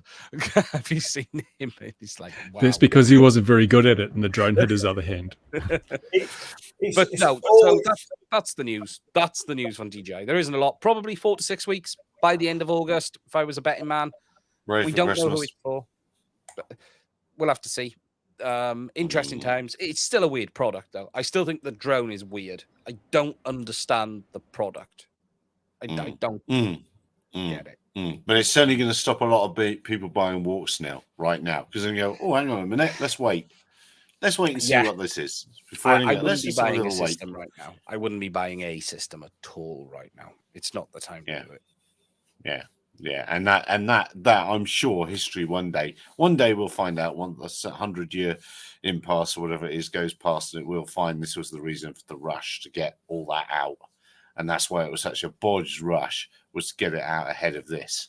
And DJI have sat back and sniggered. I'm very sure of it. Very sure of it. I had heard on the grapevine, and I don't know how true it was, that they were deeply upset with how this has all played out. And they're not a company you want to go up against if you're in a, we've seen how that you'll be going on. Yes. You will know by the price of what comes out. That will tell us everything. If they come out and go, "Oh, these new goggles," if they reduce the current goggles to something like $399, $400, maybe $350, and make them compatible and say, "Yeah, you can buy that, you can use these, and if you want the nice shiny new ones, it's this, and you can use this," they're unhappy, because they fight in one way and one way only, and that's cost. That's what they've done in the past, and they'll do it again.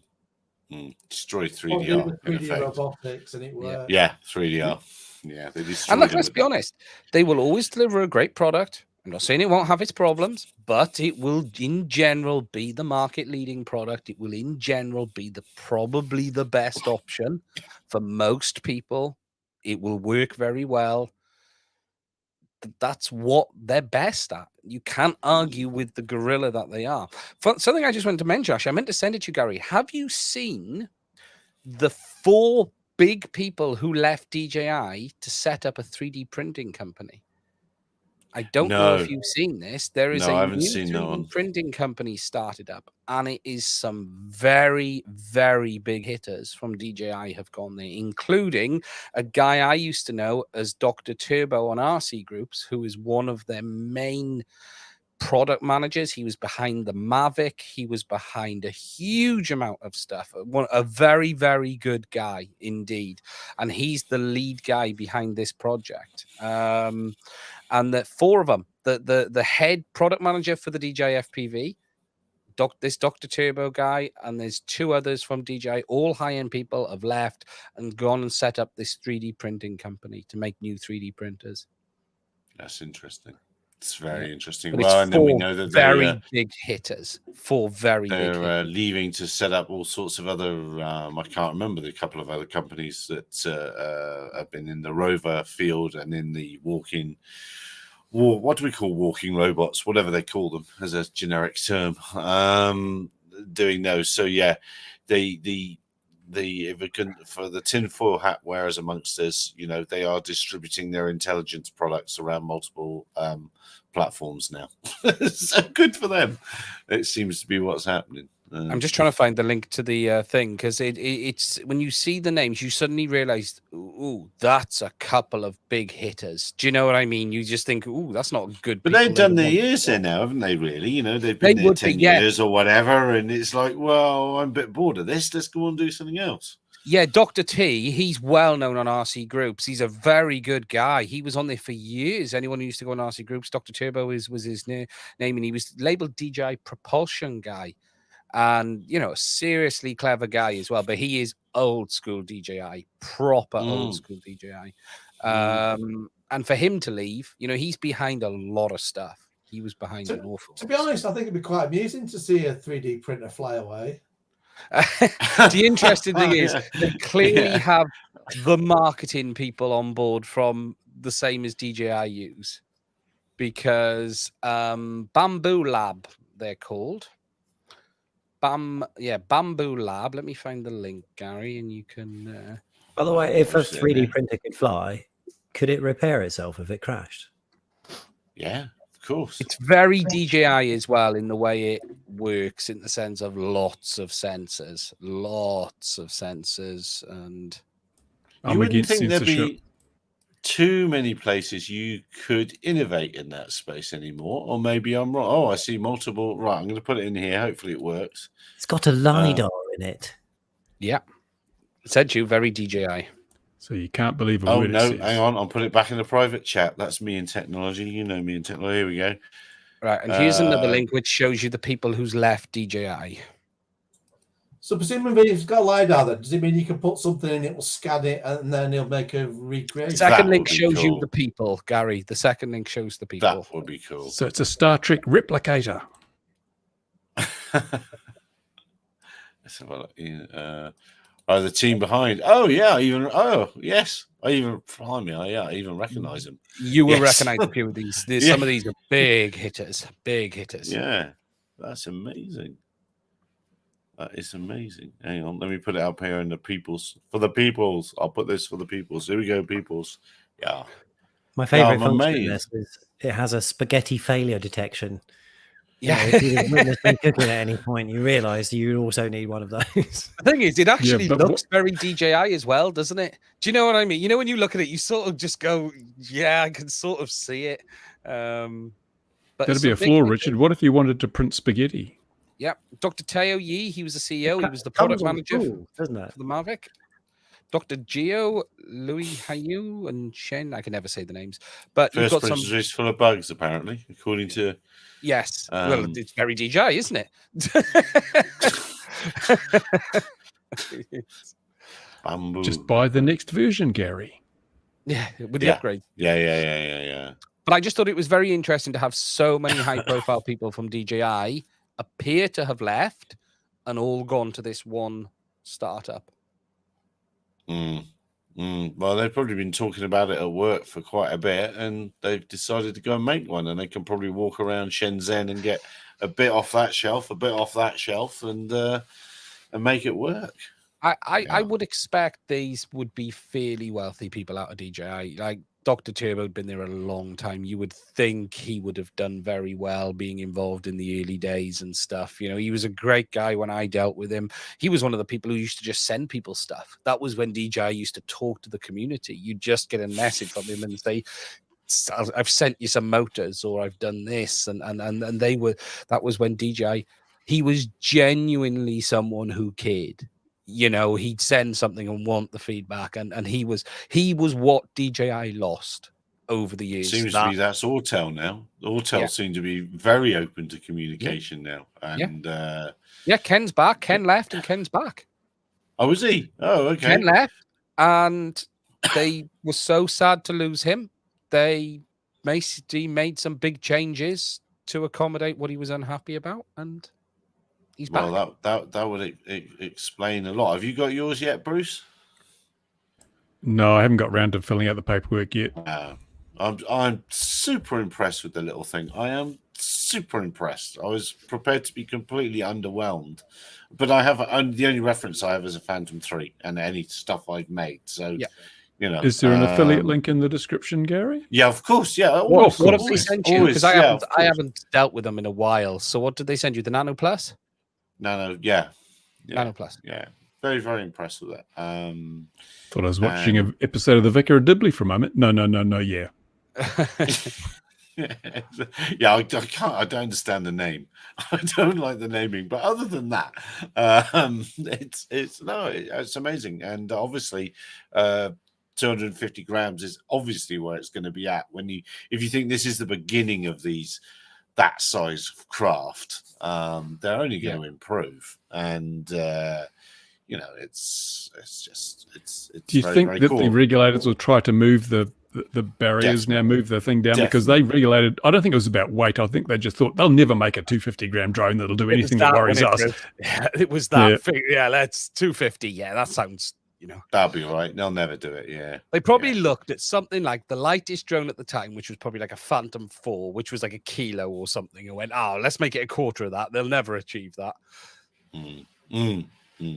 No, it flies. I haven't. I've flown it in winds. I wouldn't go out and fly for fun in the winds I've flown the thing. Normally, with a Phantom, or even sometimes even with fixed wing model aircraft. So I'll sod it. I didn't pay for it, did I? So I'll fly it, and it flew, which astounded me. It absolutely astounded me. Yeah. Did you deal with China or did you deal with the US? China. Okay. Yeah. Yeah. China marketing department. So they just said, "Do you want one?" I said, "Yeah, thanks." So yeah, so yeah, I'll put some videos out, and one day I'll try and do. I don't think there's a point in doing a review because all the numbers are out there. Everyone knows because there's so many review videos of the numbers. So it's whether you can actually use it for stuff. The only one thing I don't like is that there's not a mapping API or anything for it. So you can't fly nice grids. That'd be nice. That's just a nice to have, I suppose. But yeah, maybe that'll come one day, and yeah, I'd be quite keen to see some of the other 250-gram machines now. Hint, hint. Just because I didn't think they'd be so capable. But I've ranted on too long, and we've got Richard here. We should be talking about the corridor more about, and we should let Ian go. Because Ian was going, and then we held him here for 20 minutes. Whilst you were talking, I made my own Counter-UAS system. Did you make your own one? Is that more advanced than mine? It's got like a rainbow. It's got something antenna. blue on it. Is blue the new? Oh, as you see, it's approved for US Defense Department use. Blue one. It's blue one. This, so you can detach it and have 2 sensors. It's modular. It's modular. There you go. You Yeah. should go to marketing. Can I don't believe that's real. I won't believe it until I see the 3D rendering. The renderings. Oh, the 3D rendering of the physical object. Yep, got it on it. So I've got another question for you about your little corridor. Here's a good one then, Richard. How much is it going to cost? Is it per mile? Is it per hour? What's the costs going to be to use your system? Or is that still to be decided yet? Well, for 2 years, the cost is baked in, right? So the people that are in the consortium can fly up and down the corridor and do whatever they need to do, and that's all included for them. I think what we have to work out is what's going to be the appropriate charging mechanism going forwards. We've had some people in our consortium are quite comfortable with the idea of having a sort of a per minute fee. Other people are more comfortable with a fixed cost. I think everyone generally shares the concept that something that is higher risk, perhaps it's going faster or carrying more, should pay more for a service than someone who is lower risk and perhaps, not doing something life critical or something like that. I think the reality is we need to have those conversations with the various different, industry users as the system matures. But right now it's a bit premature really to have those kind of, full extent discussions, but there has to be a mechanism to recover the operating costs for it. And equally to be able to do things like provide people with insurance and liability, assessments and things like that. Being able to say to someone, yes, we take liability for your aircraft, and have a massive insurance policy there to cover that risk, and those types of things aren't free. No. I was going to say per minute wouldn't really work, because then if you told the drone to take evasive action, you would then be incurring them a cost. Yeah, no, you're right. I mean, we've had all sorts of rabbit hole discussions like this, but the reality is, there's such a thing as a planned route, and then there's a deviated route, which is, you can deviate because you're naughty and you do naughty things, or you can deviate because we tell you to. And in that instance, we shouldn't, if it's our fault, we shouldn't bill you for the excess, right? But then fault, there's just to replay, publicly, there's been all sorts of interesting discussions around fault. It's kind of like, well, it's not our fault that a helicopter flew through the corridor and disrupted your flight. We still did and provided a navigation service for you that stopped you hitting it, despite the fact that you had to pay to not hit it. So there's a million enumerations of all those things. But the reality is, it keeps coming back. I keep saying to folks, this is not going to be hundreds, thousands, tens of thousands of pounds per flight, because it isn't going to work. Someone still has to be able to pay for it. And if you look at the end-to-end service, a drone company doing a delivery might only charge £10 or $12 for a delivery. You can't charge them $150 for the navigation, right? It's not going to work. So, something which is reflective of the value that someone derives from the airspace is actually really similar to the way airlines pay to use it today. It's a bit more complicated, but generally speaking, you pay per ton, per mile traveled, that kind of thing. I thought it was per ton when you landed. Pardon me, sorry? I thought it was per ton when you landed. Yeah, there's also sorry, I thought charges. you were talking about drones then. I was like, well, but you're right. That's why it's generally very complicated to assess exactly. But if you go and speak to someone like Ryanair, they're pretty outspoken about the egregious fees that they have to pay, and they've got all of these ideas around, why do I have to use this country's ANSP? Why can't I use another country's ANSP to provide my service in that other country? And they're asking all the right questions. But the reality is, no one wants to pay a lot for that service, but it is a critical service, and without it, there wouldn't be automation. So anyone who provides a service should get paid for that service, as long as it's a valuable service and it does what you want, and the industry can tolerate that charge. But come back to my point on delivering coffees by drone today. Why? It's factors more expensive than if you really must have a coffee and you can't be asked to walk 9.5 yards to the nearest Starbucks. Then if you're going to get it delivered, why not just get it done by a teenager on a bike? It's still cheaper than by drone. Yeah. So those models aren't scalable just yet. So Skyway, by the way, is all about, in the next 2 years, high value, low volume movement. If you're moving blood samples, you're the NHS. Sometimes you're paying £200-300 for basically an Uber ride, because it's not a special car, right? It's like a special car. But you're paying special rates because you're the NHS and you're moving a bag of blood. So in those instances, you're saving the NHS massive amounts of money, improving the outcome, getting it there, and arguably you're not doing that every minute. You're doing that when you need it, and I think that's the time of operation that we're going to certainly want to support and help people understand. So, next question. Do you think there's a chance then, because obviously you can monitor you're monitoring all the airspace. Now, over cities and towns, we know that manned aviation should be 1,000 feet or higher. We know this because they have to have a glide ratio to clear the populated area. So, should there be a change, do you think, or is it worth you putting a request into the CA so that over towns and cities, to avoid noise issues, you should be able to cruise, under your system, people should be able to fly up to 600 feet. And if you're cruising at 600 feet, this means that you're cut out anything lower than you. So normal operators like me flying in towns and cities, we're out the way because we're 200 feet beneath you. You're sat there at 600 feet. You've got a nice clear corridor straight over these cities. There should be very little else in that particular gap between 400 feet and 1,000 feet. There should be very little in there, maybe an air ambulance, which you're going to see quite happily. So you'll be able to divert the traffic around that. That should be the only thing in that airspace at all. Do you think there's a possibility in your talks with the CA and other stakeholders? So noise, because everyone bangs on about noise issues and going, oh, drones are really noisy. Well, at 400 feet, you can hardly hear them anyway. Someone's ride on lawnmower's noisier. That leaf blower's noisier than a flipping drone at 400 feet. So just to put these councils, their minds to rest and stuff, do you think it's worth trying to unlock that bit more airspace? Well, look, let me put it this way. There's nothing at that altitude that would technically be a limitation on the technology that we're proposing, right? But I think the other thing to say to that is that the C in CAA doesn't really stand for change. So to be proposing too much too soon is probably a step too far.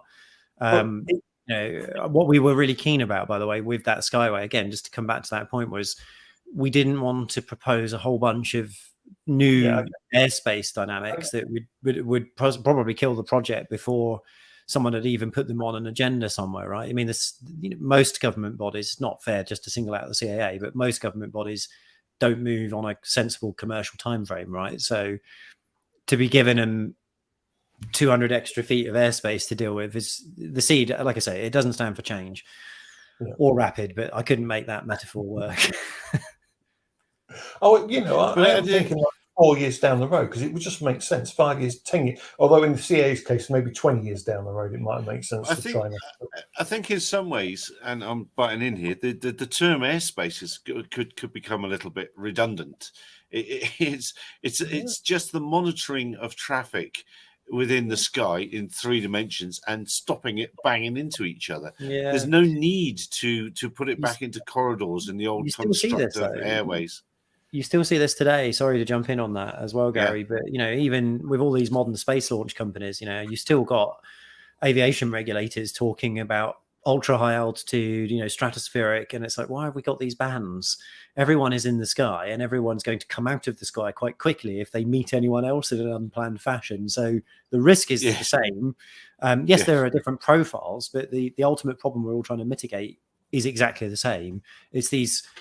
I think it's a natural human propensity to try and separate things out into small, manageable chunks, right? And that's, I think, what's happening here. But going back to that point as well, Mark, do you ever remember the concept of a certain large e-commerce giant that once proposed there should be a whole band of airspace just for them? It's a similar thing, right? And as the risk, as a person who's responsible ultimately for building a system which deals with the risk, I have to also account for the fact that really, from a technology perspective, there is no limitation, because anything could be anywhere at any point. And at certain points, things are quite expected to descend and ascend through a certain band, right? So hopefully everything does that where they're planning to, but that's not the reality, right? Things change. And the reality is, if you're in an emergency situation, you're going to pretty much do whatever you need to do to stay alive. And that's enshrined in law anyway. So there's no point building a system organized on rules, I think, from a technical perspective, because if you rely on those, we're all screwed. And on that bombshell. No, we are getting time to, we've been here a while. We've had, an hour and a half. It's super interesting. I think the big takeaway for me is that the model aircraft world need not be afraid of this, and it's not, it's an obvious step, which might be sadly the reason it might not. It's somewhat obvious. It might not work, Richard, because it's too obvious and it's too well thought out and things like that. What I really like is it's clean and simple. It sounds clean and simple. So there is the rule, isn't it? Keep it clean, keep it simple. And it sounds like it is clean and simple. Obviously, the technology behind it isn't so simple, but the actual idea how it works is very crisp, very clean, very clear, and very simple. And if people can just grasp the simple idea around it, it's going to be brilliant. It's going to be great, because it shouldn't be hard to explain. You know what I mean? It should be. And I should have said, I held up my phone earlier showing the Guardian app, which is a bit of a pain that you call it the Guardian, because I've got the Guardian newspaper on my phone as well. But anyway. Which one do you use to check for airspace restrictions? Yeah, I do that. And the Guardian newspaper never tells me Daily anything. Mail. It's flipping useless. But anywhere in the world, you could notify. Just keep the highway above 400 feet, and hobbyists are not affected at all. I don't think unfortunately, because I force TD, we're not in that. We're not in that space anymore. People want that lower airspace, as Richard was alluding to. There was a particular delivery company that absolutely wanted that lower airspace. And in for truth, them, they're not affected, because that's the whole point of it. The hobbyists can fly as they're going to fly. It's the highway will move everything that isn't. That's exactly right. So this is why I think it's fair criticism to say the highway sort of metaphor doesn't really do it justice, because the M4 doesn't suddenly alter course because someone walks out into the path of oncoming traffic, right? But that's exactly what the corridor does. You know, if we've got a whole bunch of drones in a nice line, and then a hobbyist puts up a drone somewhere, the corridor shifts people around around the hobbyist. So I mean, I also understand it's fair to assume that the corridor wouldn't do that, because no other form of transport does it, right? Railways don't do that. Roads don't do that. Shipping doesn't really do that, especially if it's really big, because it's just going to smash into you. So, you know, it's a really interesting concept to be tested and to see how industry reacts, how regulators react. So what you're saying is the people who pay to use the service get a second priority over the airspace, because they have to move out of the way of the people who are not paying. I think if you want to if you want to be correct, Bruce, which is the best type of pragmatic and correct, then ultimately what's happening is actually anyone flying in an automated fashion gets zero priority over anyone else, because arguably if you just pop up your hobbyist drone, everyone that's paid has to move around you, right? So those people arguably yield to other users who aren't benefiting from that service. But that's, for me, that's a reasonable trade-off for the capability to then go automated and beyond visual line of sight, because I think the only credible alternative, and I say credible with a small c, is let's just shut the airspace and stop all other air traffic going there except that one delivery drone. And I personally think that's absolute nonsense and shouldn't be something which is entertained, but sadly is quite often entertained. But of course, if you just put a transponder on it, all the problems go away. Remote ID solves everything. And if you just buy the SIM card from this particular telecoms company, that is UTM and everything's great. And in fact, you've seen quite a few companies in the last week, just after Skyway's come out, all purporting to do incredible things by putting dots on maps. But the reality is, as we kind of said internally quite a few times, dots on maps, isn't that what we've been doing with like fleet tracking of taxis and lorries for like 25 years? That's not UTM, is it? That's just tracking things and putting them on a map. So anyway, that's not a UTM. That's a small dig, but I'll leave that. That's what they did in World War II with the little things in the sticks to push them across the map, across the channel. You know, we've moved on so much. But aren't we all sitting on the edge of our seat waiting to see what happens in America in early September when a remote ID becomes compulsory on all new drones? Won't that be interesting? Man, they're going to have to work so fast to get that out the door in time. I think it'll be funny in America, actually, the regulator looking at this, because this Skyway is done in such a different way, and I think it's going to prove to be the better way. It just makes a lot more sense. And the thing that I like about it as well is there's no incentive for anyone to sort of hack the drone or look to try and defeat it, because it's not inconveniencing them. So I think the whole thing's going to be safer, because you don't have to be mischievous, because it's going to let you fly anyway. But the big worry is that Betamax was better than VHS, but who won? Well, unfortunately, I think that's the challenge, right? But that is the problem. And the other thing, again, I want to say in defense, I have seen it working. I've seen it with my own eyes. This isn't a rendering. This isn't a visualization. This isn't some thought experiment. It works, and I've seen it work. Honest, Governor. I don't know. I can't tell you how much he paid me to say that, but I've seen it working. And no rendering, no credibility. No rendering. Yeah, true. It does make it. But there was, and what fascinated me the most at demonstration was the pop-up traffic that wasn't known to the Altitude Angel crew. It was just aircraft flying around, and there was also some sort of multi-rotor flying around a known spot that people enjoy flying to the southwest. And there it was. It popped up on the system, and in the live demonstration, everything moved out of the way. there was a guest at the event in a reasonable position of authority that immediately described it as a rogue drone, and we immediately had to correct that and just say, well, not to us. I guess it is from your perspective, right? But it's just not cooperating with our platform. But it's perfectly entitled legally to be there right now, and we couldn't have asked for a better demonstration, right? Because someone just legitimately went and flew their drone, just went flying, corridor, and it was epic for that reason, right? And actually, I think if anything, we failed to really call out some of the challenging things that the software just kind of brushed off and just dealt with.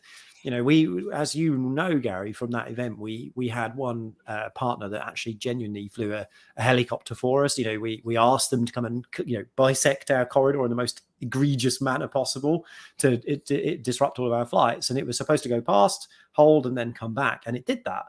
But after that, 2 other helicopters showed up, and people were like, "Oh, these guys have got 3 helicopters." I'm like, no, we can't afford 3.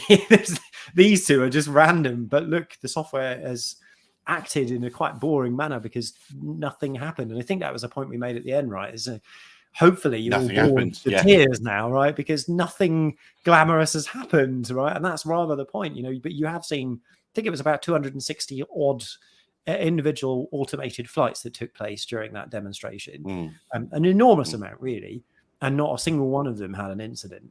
You should call yourself the boring company. Oh, it's gone. Yes, that's going to upset an intellectual property lawyer somewhere, I'm sure. Will Skyway report manned aviation flying in League of Geeks? That's what I want him to do. I want him to set up. I want him to put the towers on the corner of controlled airspace and demonstrate to the regulator just the established I'm ranting here, ATNS services, just how much they are missing at low level. So I guarantee they'll pick up a load of crap that they're missing. I think it's just a byproduct of, sorry to jump in, but we haven't built the system for that purpose, right? Yeah. But it is, you could argue, an unfortunate byproduct of having to solve such a high, almost invisible safety bar that we're going to see other stuff as well. And if we're going to have our industry collectively under such enormous scrutiny, then we can only really do that with a true factual picture of the entire airspace, right? So you can't just exclude other airspace users from that. So if we happen to catch airspace infractions of some kind, we're not going to hide that, right? It's our duty to disclose those facts, and actually part of the evidence gathering for the CAA is to disclose those facts. But I don't see the same kind of demands from not just the UK regulator but others for what GA and commercial aviation or even military aviation isn't and is not doing as they are for demanding what drone pilots are doing. And I think that's just wrong. That's just significantly wrong, because actually GA has incursions every day. Commercial flights go off course, they do all sorts of things that, you're right, at the start we're just not exposed to. But I think it's incredibly wrong to try and design a system for one section of the users whilst ignoring some of the most vulnerable and just pretending that actually it's okay because they've got a transponder. I just think that attitude has to change. And to be fair to a lot of GA pilots that we've spoken to, they're massively supportive of Skyway, because finally they've got an option to allow because GA pilots don't want to shut down drones. They just don't want the sky closed to them because a drone is in it. So, they, in many instances, are predating, right, these pesky drones from their view. They're pesky not because what they can do, not because of the drone pilot, but because the only way for a commercial organization to do anything meaningful with a drone today is to shut the airspace to GA.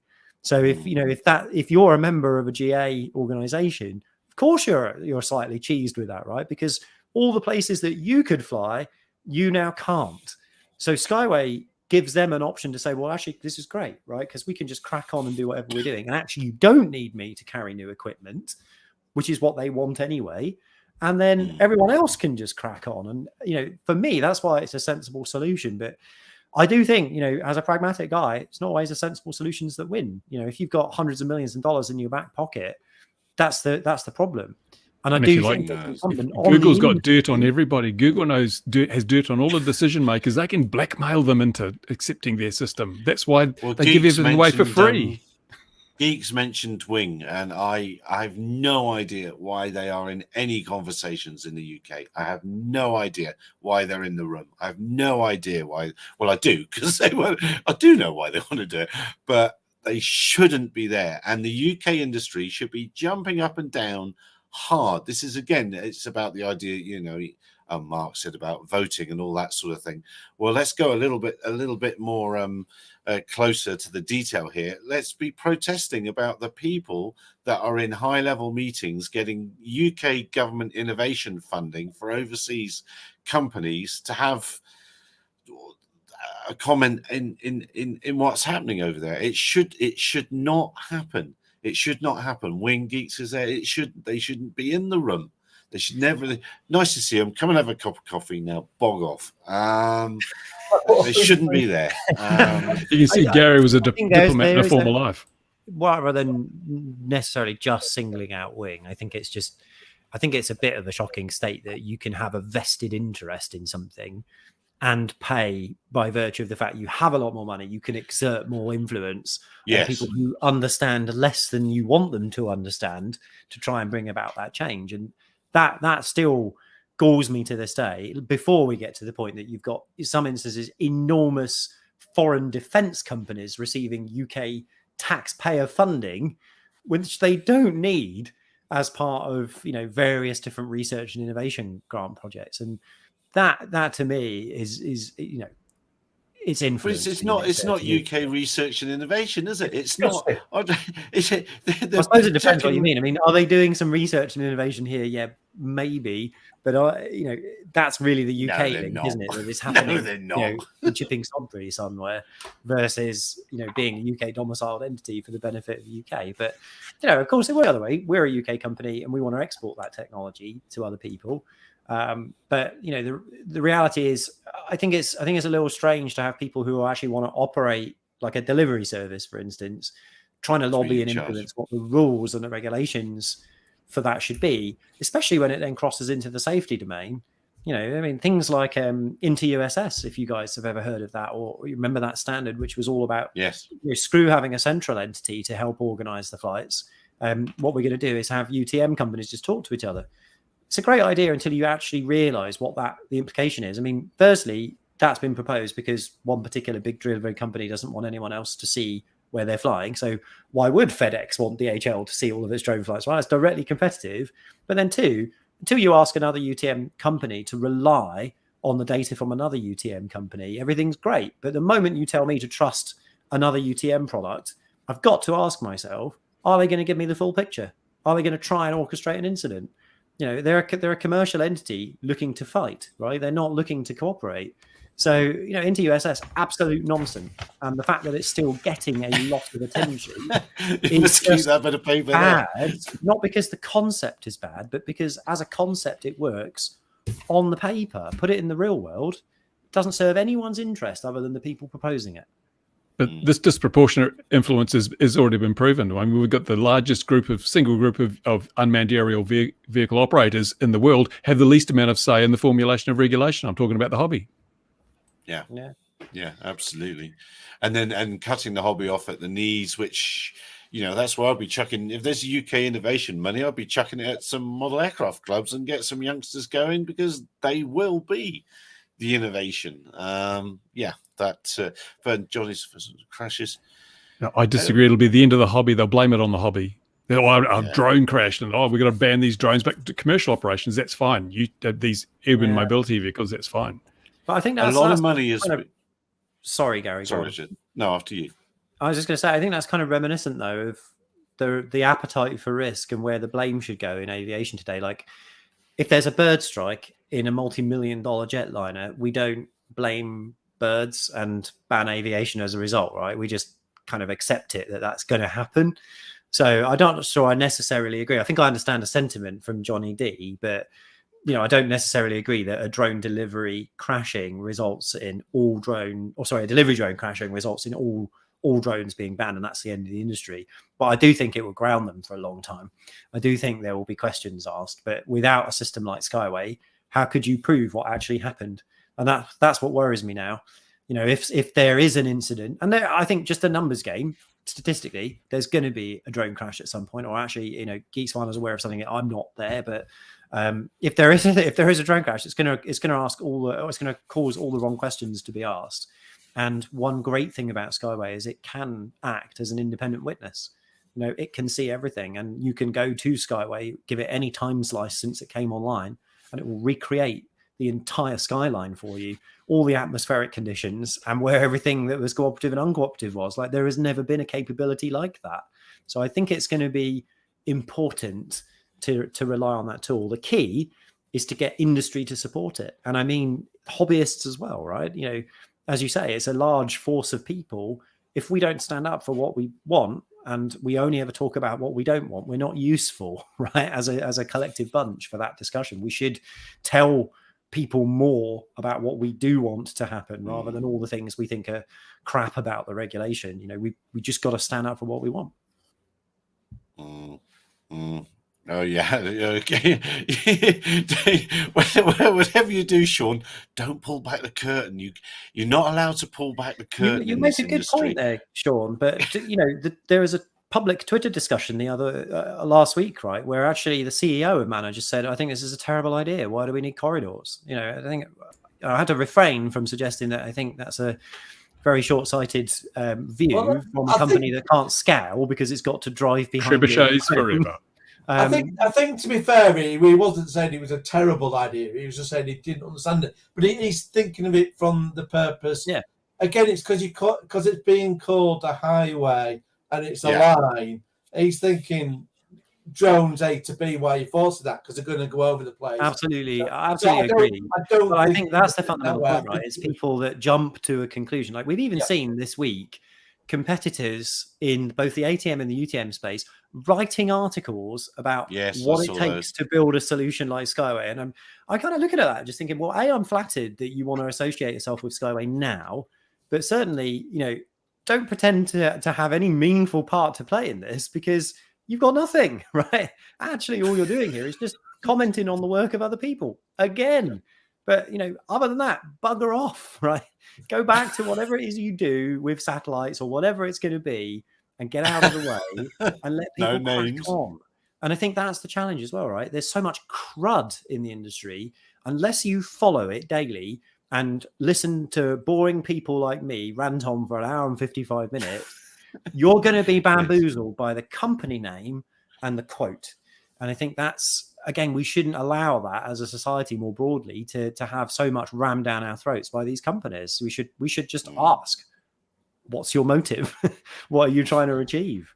So yeah, no, I didn't mean to single out Manor there. I think Sean just he called out that was the case, right? And say that there are still scalability challenges with drone operations today. They arguably need Skyway, but I think we've got to do more to try and communicate the benefits to these people. Well, I'm sure Sean saw it at Farnborough, but there was a lot of, and Patrick will laugh at this, there was a lot of first-time American drone entries there, and they look like deer in the headlights. They've only been to the toy shows in the drone world. They've only been to the places that rah their sort of companies, and they were playing with the big boys for the first time. Farnborough was really great for that this time, and I saw a lot of baseball caps that were confused.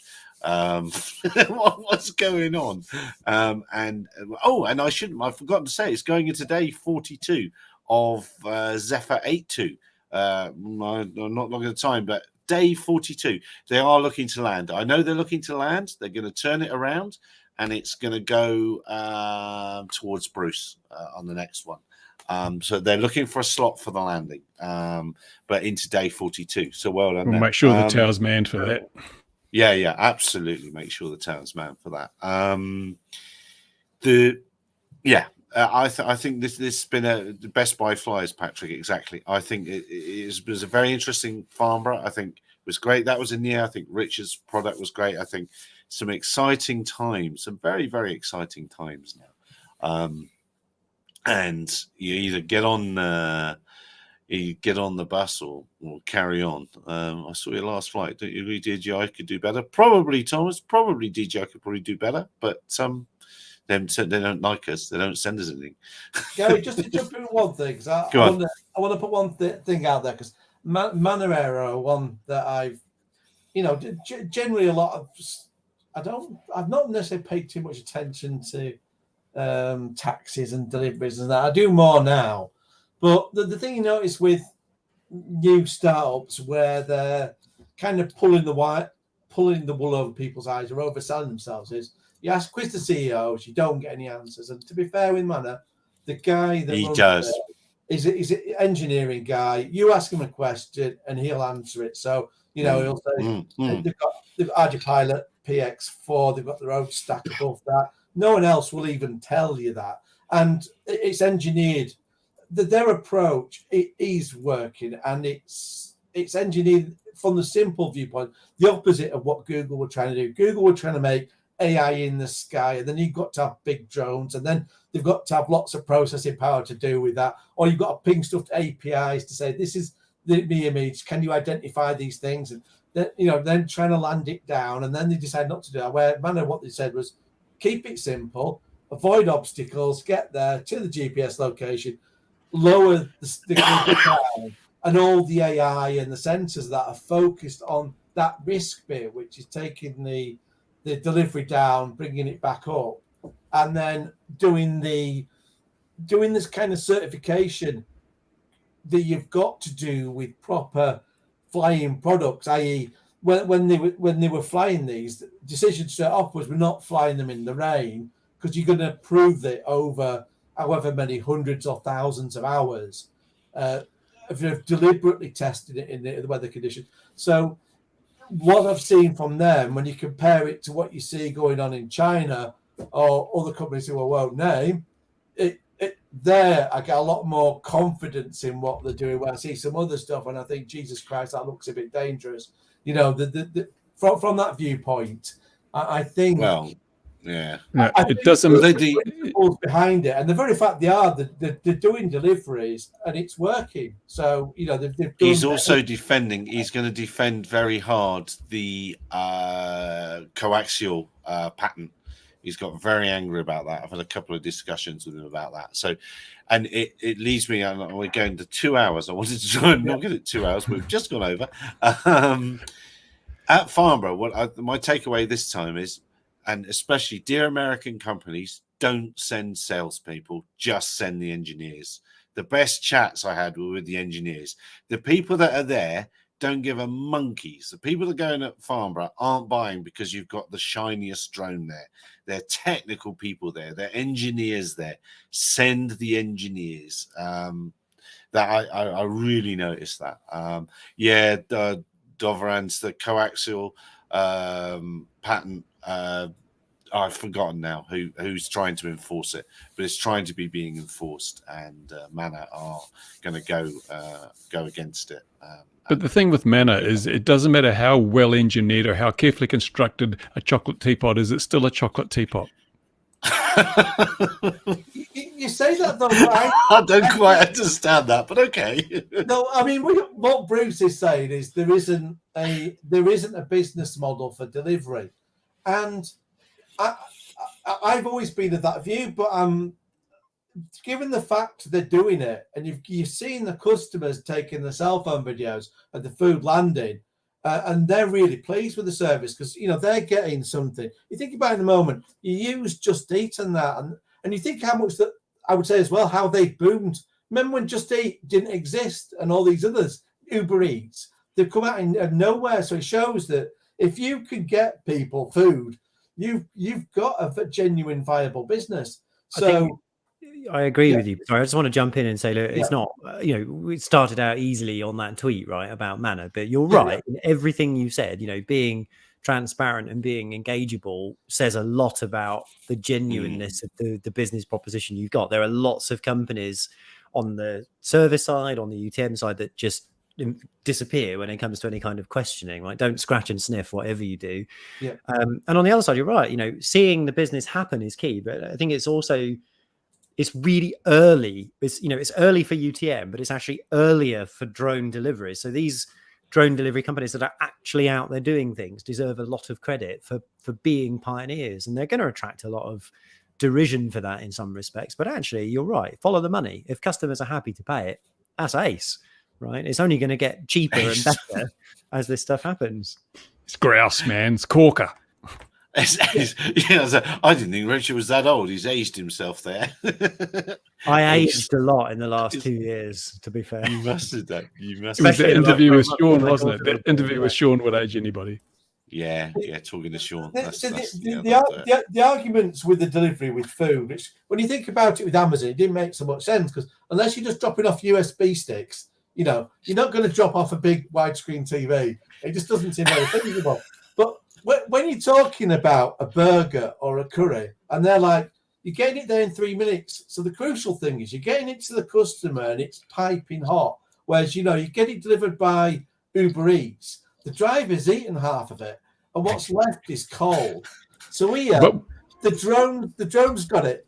Even this bit's clever. The bit the food's in is also the battery, so that's generating heat, so it's keeping it warm. So it's bringing unless you've ordered ice cream, that's not ideal. But you see, trust you to find the faults. Yeah. Use a thermos, an intelligent thermos. Stop mixing there with the chemicals. But what if it's raining? What if it's windy? It's not a reliable mechanism. Well, it's another reason not to put these drones at 600 feet where it's slightly cooler. So unless it's an ice cream drone, of course, closer to they the should sun. be up there. Then you need to fly at 50,000 feet. Yes, you're right. So the problem is with drone delivery in the UK, unless you live in what I would consider a nice area, most people's back gardens can't take a drone delivery. Okay. That point though, Mark, wasn't there a company last week that they did a delivery announcement where they built a drone which attaches to the side of a block of flats, so you can have it. It's sort of like scratches it on a horizontal landing pad or a slightly vertical landing pad on the side of a balcony, which is epic to see it working, but couldn't help but think that the curry wouldn't survive the landing. You adapt some of those anti-tank weapons. That'd be very quick. Just on that point about what they carry, I remember about 5 years ago, I was on a local radio station and a reporter or a journalist actually asked me what would happen if an Amazon drone was carrying a microwave and the microwave fell out of the drone and hit a baby. And I just thought, I have no idea how to unpack that statement, but that's all kinds of ridiculous. You mean it hasn't happened in so many levels? The problem is still today, bizarrely, still to today, 22 years since Cat 722 came out, nothing has fallen out of the sky and killed someone from a drone. All the drone has fallen out of the sky and killed someone, which is the most bizarre thing to think of. You know, if you ride an electric scooter, you know, there's more chance of you getting killed riding that or crossing the road with one of them or getting run over by one if you live in London or anything than anything else. It's crazy. But as soon as you say, oh, I want to drop something by drone, it's like, oh my God, you can't do that. That's dangerous. It's just, yeah. There's a whole section of legislation that deals with cameras on drones as well, right? And it's like, well, now it changes the whole nature of flight because it's got a camera on it. It's like, this changes everything. Let's explain how that risk profile's changed. So here's the bizarre thing, right? So do you remember Google Maps? They were going around. Not only did they have cameras on the cars, never heard of them. They were sniffing out all the Wi-Fi. Yeah. So hang on a minute. You're worried about the camera on my drone. I could put far more interesting stuff on it. Amazon owns the patent on data collection during deliveries by drone. They have already patented collecting data. I don't think they specify what data. So they're already after that's already out there as a consideration. God. The patent system just blows my mind. I don't understand it. I am not clever enough to understand how the patent system works. And the funny thing, when it comes to privacy, I say just go on YouTube and just type in CCTV 25 times, stuff like that. The stuff you can pick up a CCTV, 300 quid, stick it on the side of your house, and you could be looking at a house window at Valley Below, you know, and there's cameras like that all over the shop. Amazon Ring. So yeah, and yeah, Amazon Ring. That's privacy invasion everywhere.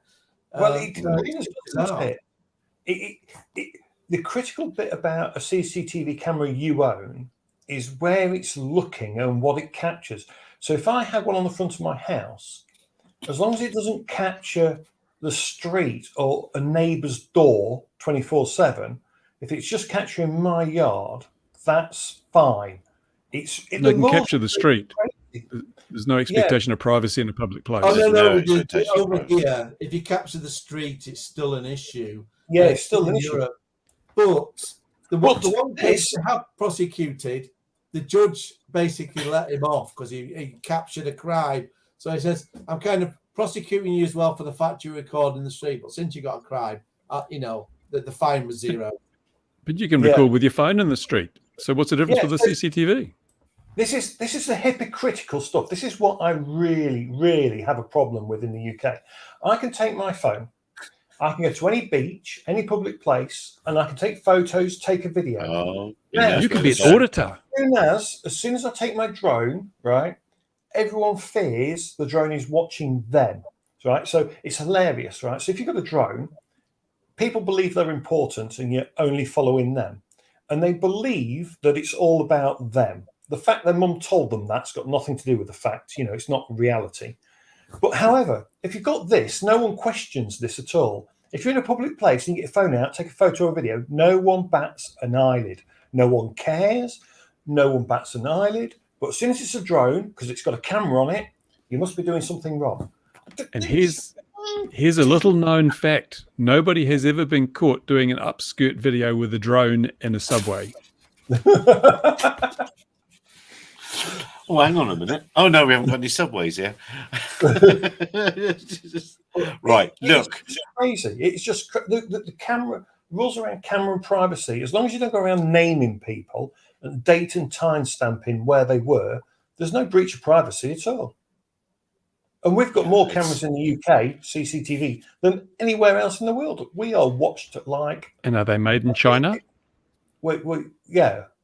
The Chinese are only getting to see squirrels, so Yeah, change your admin right. password. Look. I said 10 minutes ago. I need to wrap this. You were wrong. 2 hours. You were wrong. I was wrong. The community have voted. You must stay on air like Gazeffa. I've been outvoted. Oh, so Richard, I guess I'm just going to have to make another counter. Richard, I have another question. I've got another question for you about your system. Right. How does it deal with wind turbines? Because they're well known to cause radar an issue. How does your system cope with a wind turbine in the flight corridor then?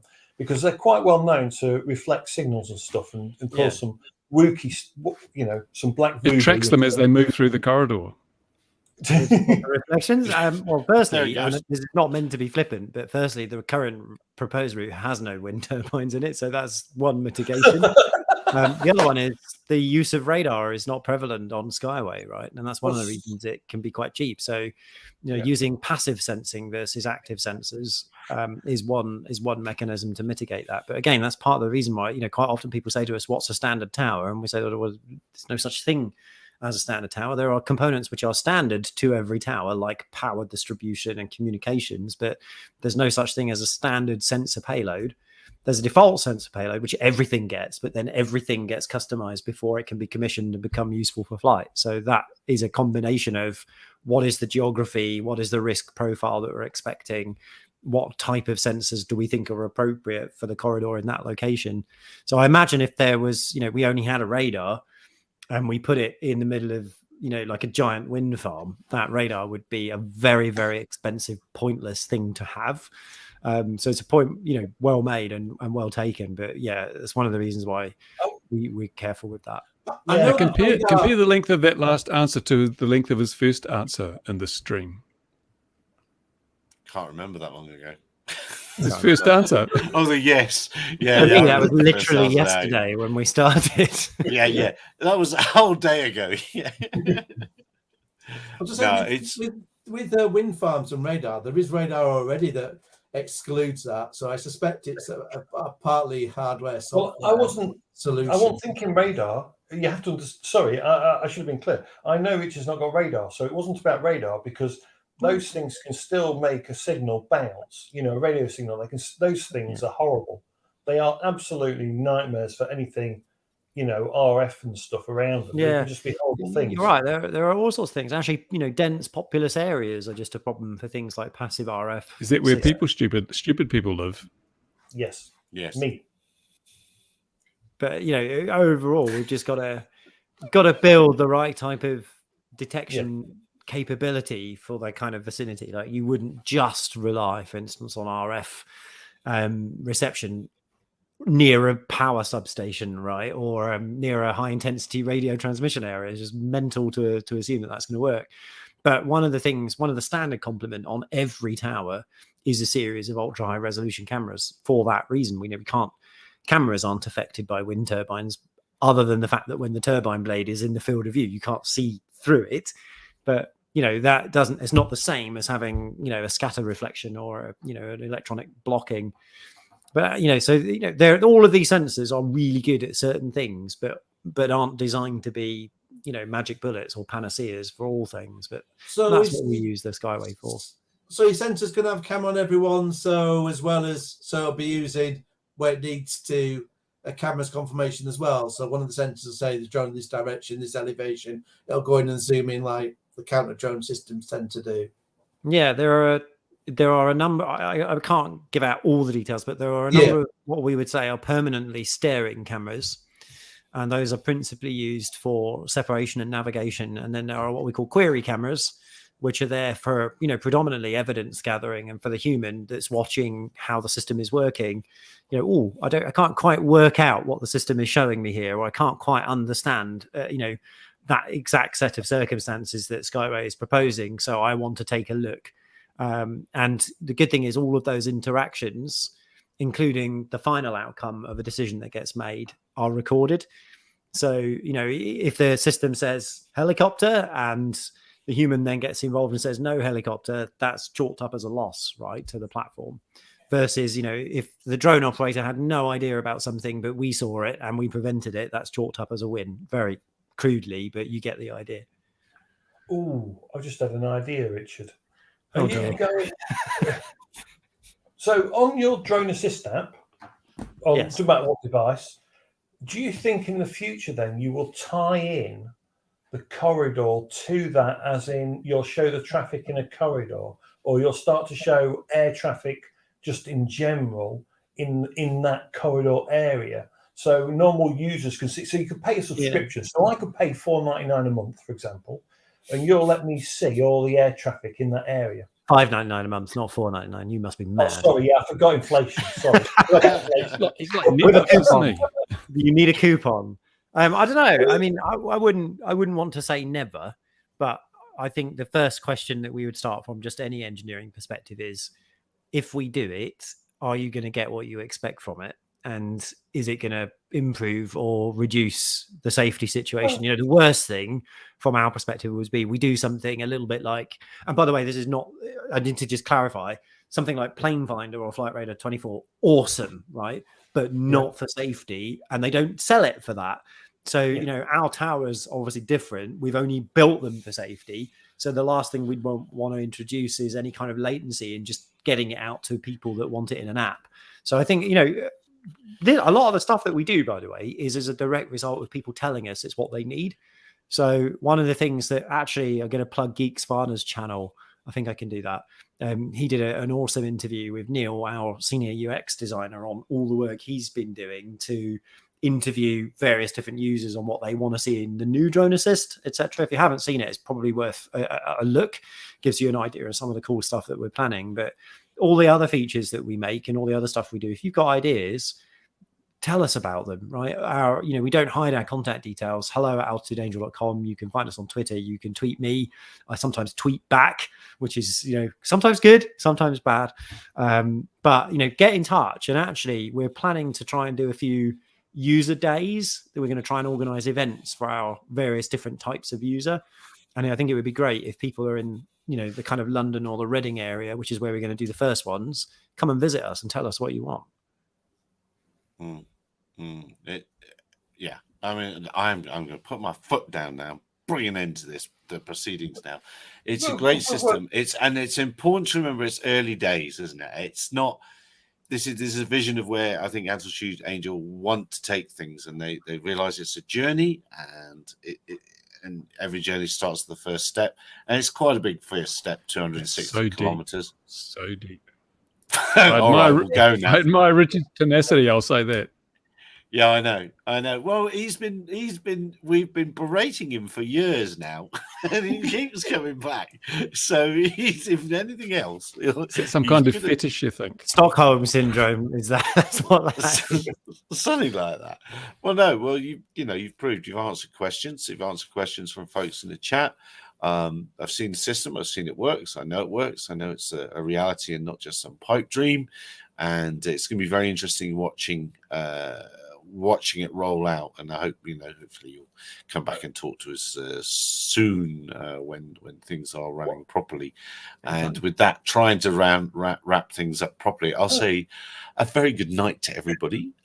See you all again next week, 2100 GMT, for the perhaps not 2 hours and 20 minutes version of this.